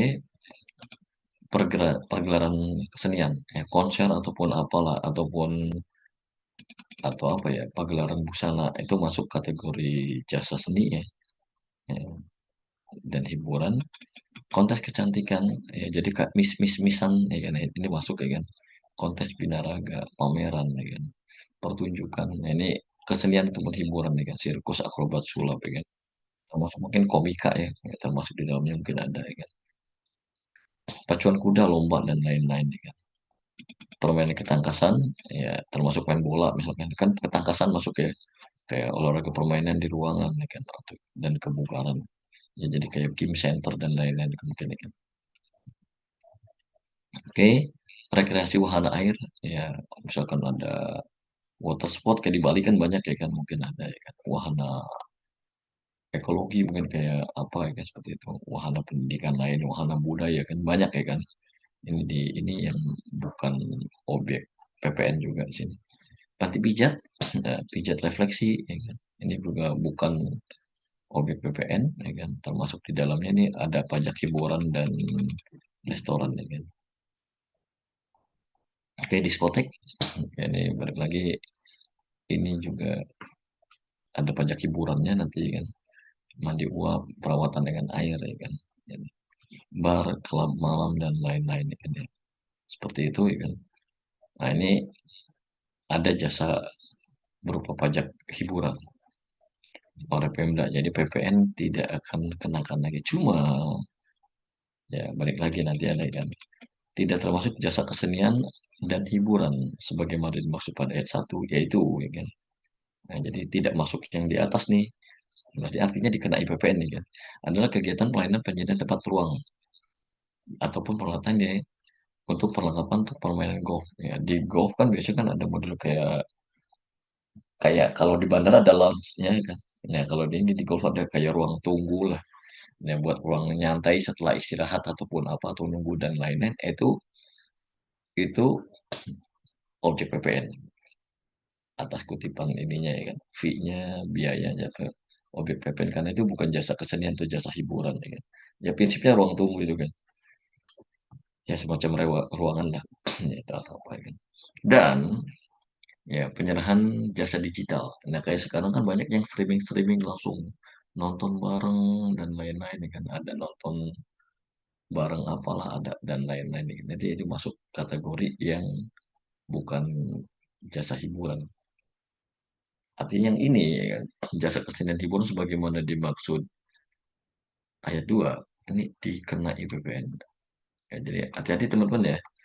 Yang mirip-mirip ini banyak, tapi harus teman-teman hatikan ya kan. Nah, ini masuk yang karena objek pajak daerah atau bukan. Nah, jadi di PMK 70 ini mengatur yang ini bukan JKP, tapi yang anak rada-rada mirip gini, hati-hati. Ini JKP. Cukup jelas ya teman-teman ya? Ada yang ditanyakan kira-kira sebelum kita lanjut? Mungkin kita setengah jam lagi mungkin ya. Saya udah ditanya Eh, lagi buat ya boleh, boleh. ya, Bapak, nanti setelah kelas mungkin boleh di-share materinya, Bisa, maksudnya bisa nanti. videonya. Nah, nanti saya share ke admin paling ya. Nanti Baik. saya share ke admin. Atau nanti boleh nanti saya kasih nomor handphone saya juga barangkali ada yang mau nanya langsung ya.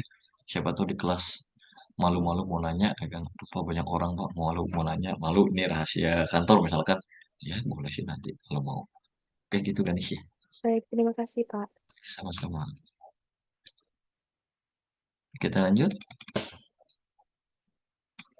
Oke. Nah, berikutnya jasa tertentu ya kan dalam kelompok jasa perhotelan. Nah, jadi ini ada jasa perhotelan. Nah, jasa perhotelan ini ada yang terutama pajak daerah ya kan. Ya cuma balik lagi ya kan. Ada juga yang mirip. Jadi dia bukan pajak daerah pada dasarnya, dia bukan hotel pada dasarnya.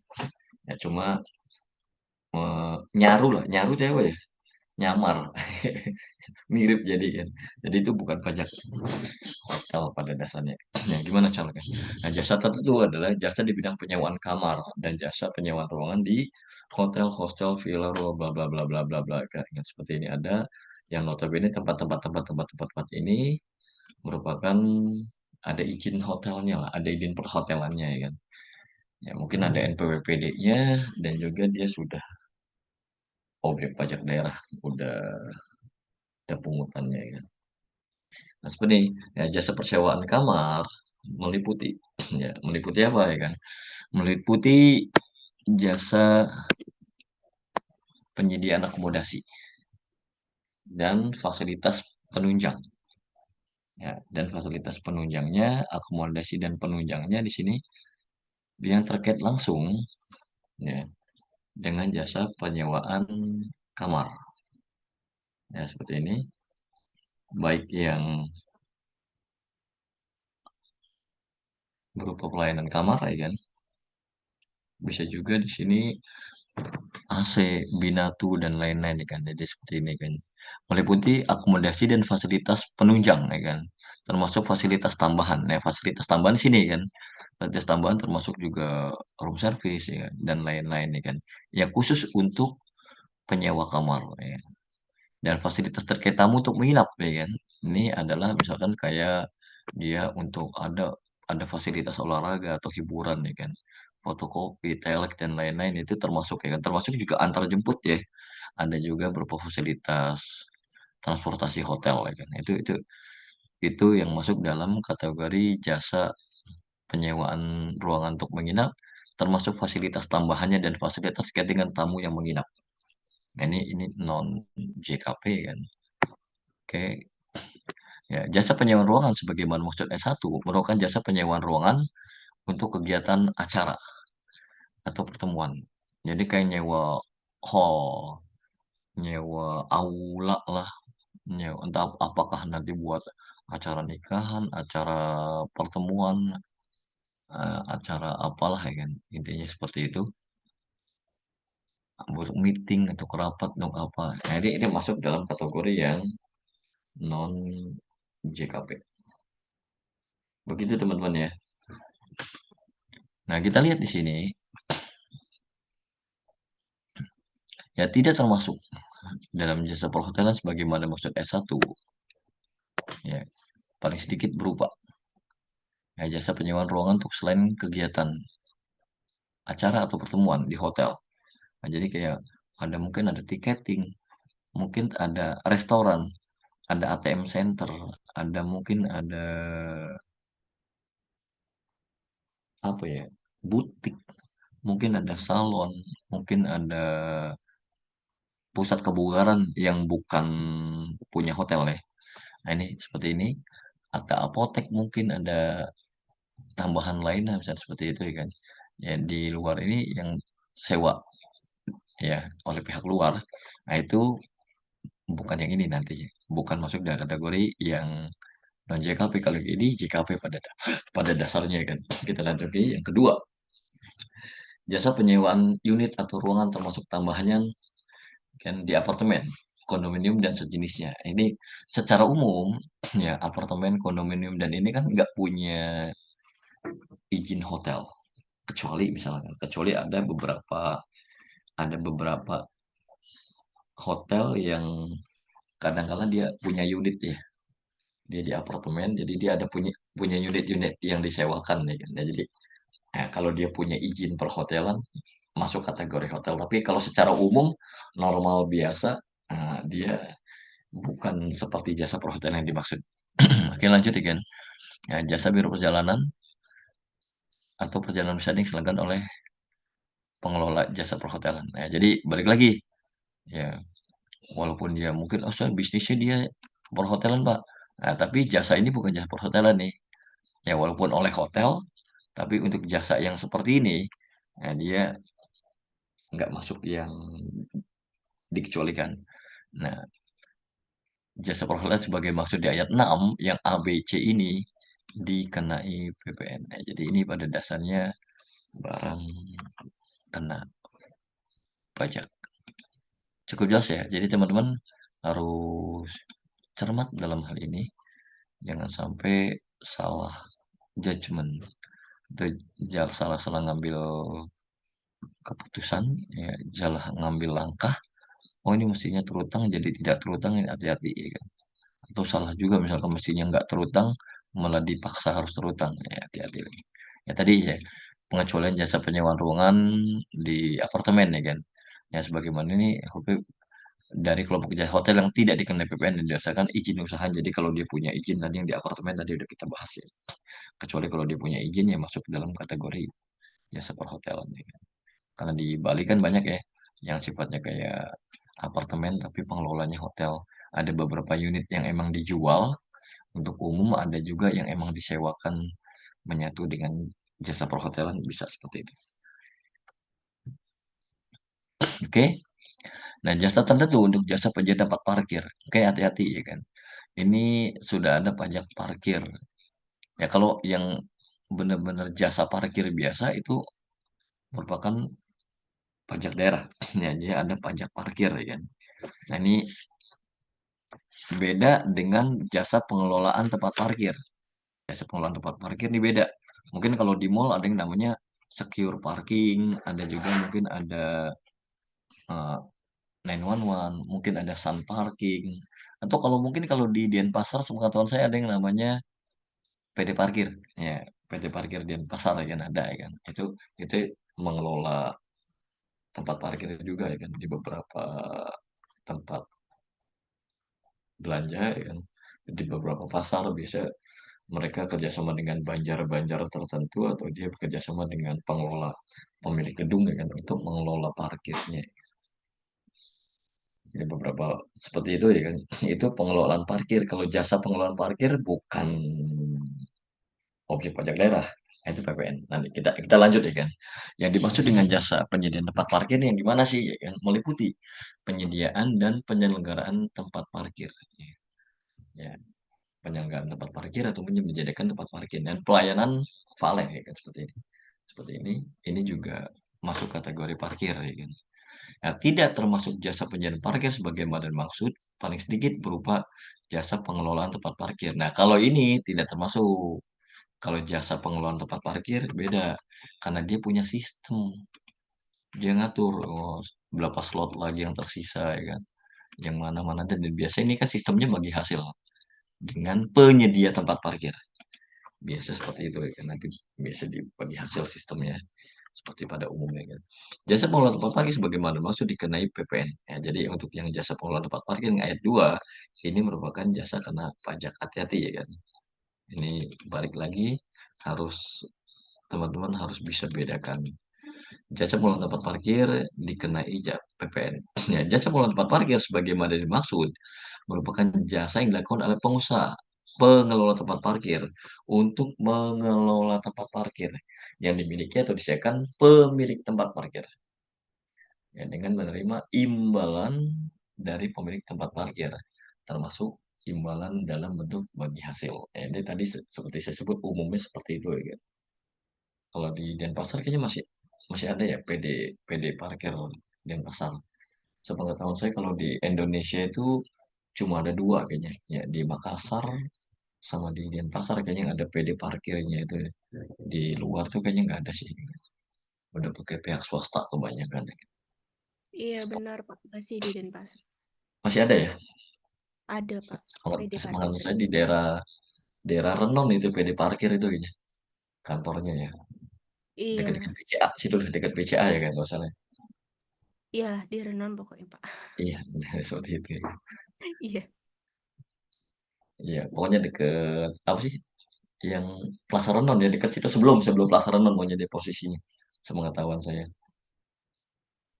Dekat-dekat iya, Jalan Pemuda lah dekatnya. dek- Seperti iya itu. benar. Oke, kita lanjut ya. Ya, jadi ini yang perlu diperhatikan, ini yang jasa parkir ini objek PPN, tapi kalau yang penyediaan tempat parkir itu beda ya kan. Ini. Dan biasanya mereka ada perjanjian sih kan, apakah perjanjian dengan Pemda, apakah perjanjian dengan Banjar atau PD Pasar mungkin ya kan pengelolanya ya kan. Bisa juga parkiran di pinggir jalan bisa dengan Pemda sih. Di misalkan atau di tempat-tempat kayak di apa ya? Kayak level level 21 mungkin atau dengan mana kalau di Denpasar tuh biasanya ada perjanjian di mereka sih ya. Ya, di beberapa tempat tempat mall dan lain-lain nih seperti itu.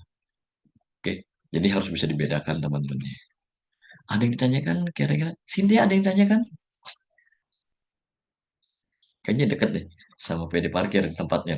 Jangan Cynthia. Enggak sih Pak, lumayan lumayan jauh sih. Ada yang mau saya tanyakan Pak. Tadi Hmm. kan disebutkan ada beberapa yang tidak termasuk objek PPN ya Pak ya. Nah, Iya, kalau misal perusahaannya PKP gimana Pak? Dia ternyata penyedia jasa itu adalah perusahaan dan dia PKP. nanti dia laporkan di SPT PPN-nya penyerahan yang tidak terutang PPN. Oh, oke. Ya, jadi andai kata ada dua misalnya contoh ya. Misal Hmm, kayak anggaplah misalkan Cynthia punya usaha hotel misalnya ya. Tapi ternyata setelah dijalankan, oh Pak, dari jasa yang saya lakukan ini ternyata ada yang terutang PPN, ada yang enggak. Seperti itu ya mungkin ya Cynthia ya. Pak. Iya. Oke, untuk yang terutang, nanti kan ada faktur pajaknya nih. Oke. Nah, ya dia nanti lapor ke bagian yang terutang PPN. Nah, tapi untuk yang tidak terutang PPN, nanti dilaporkan ke bagian yang tidak terutang PPN. Coba saya bukakan ininya dulu aja ya. SPT-nya contoh ya. Nggak apa-apa, Cynthia? Iya Pak, biar dapat gambaran. Ya, biar dapat gambarannya dulu minimal. Mana tadi ya, saya bukakan dulu. Harap bersabar ya, ini. Iya, Oke, Pak. kita lihat di sini. Kita buka dulu ya, SPT-nya, SPT PPN. Kita lihat dulu teman-teman, SPT di bawah. Oke, SPT masa PPN, contoh aja ya. Mana ya?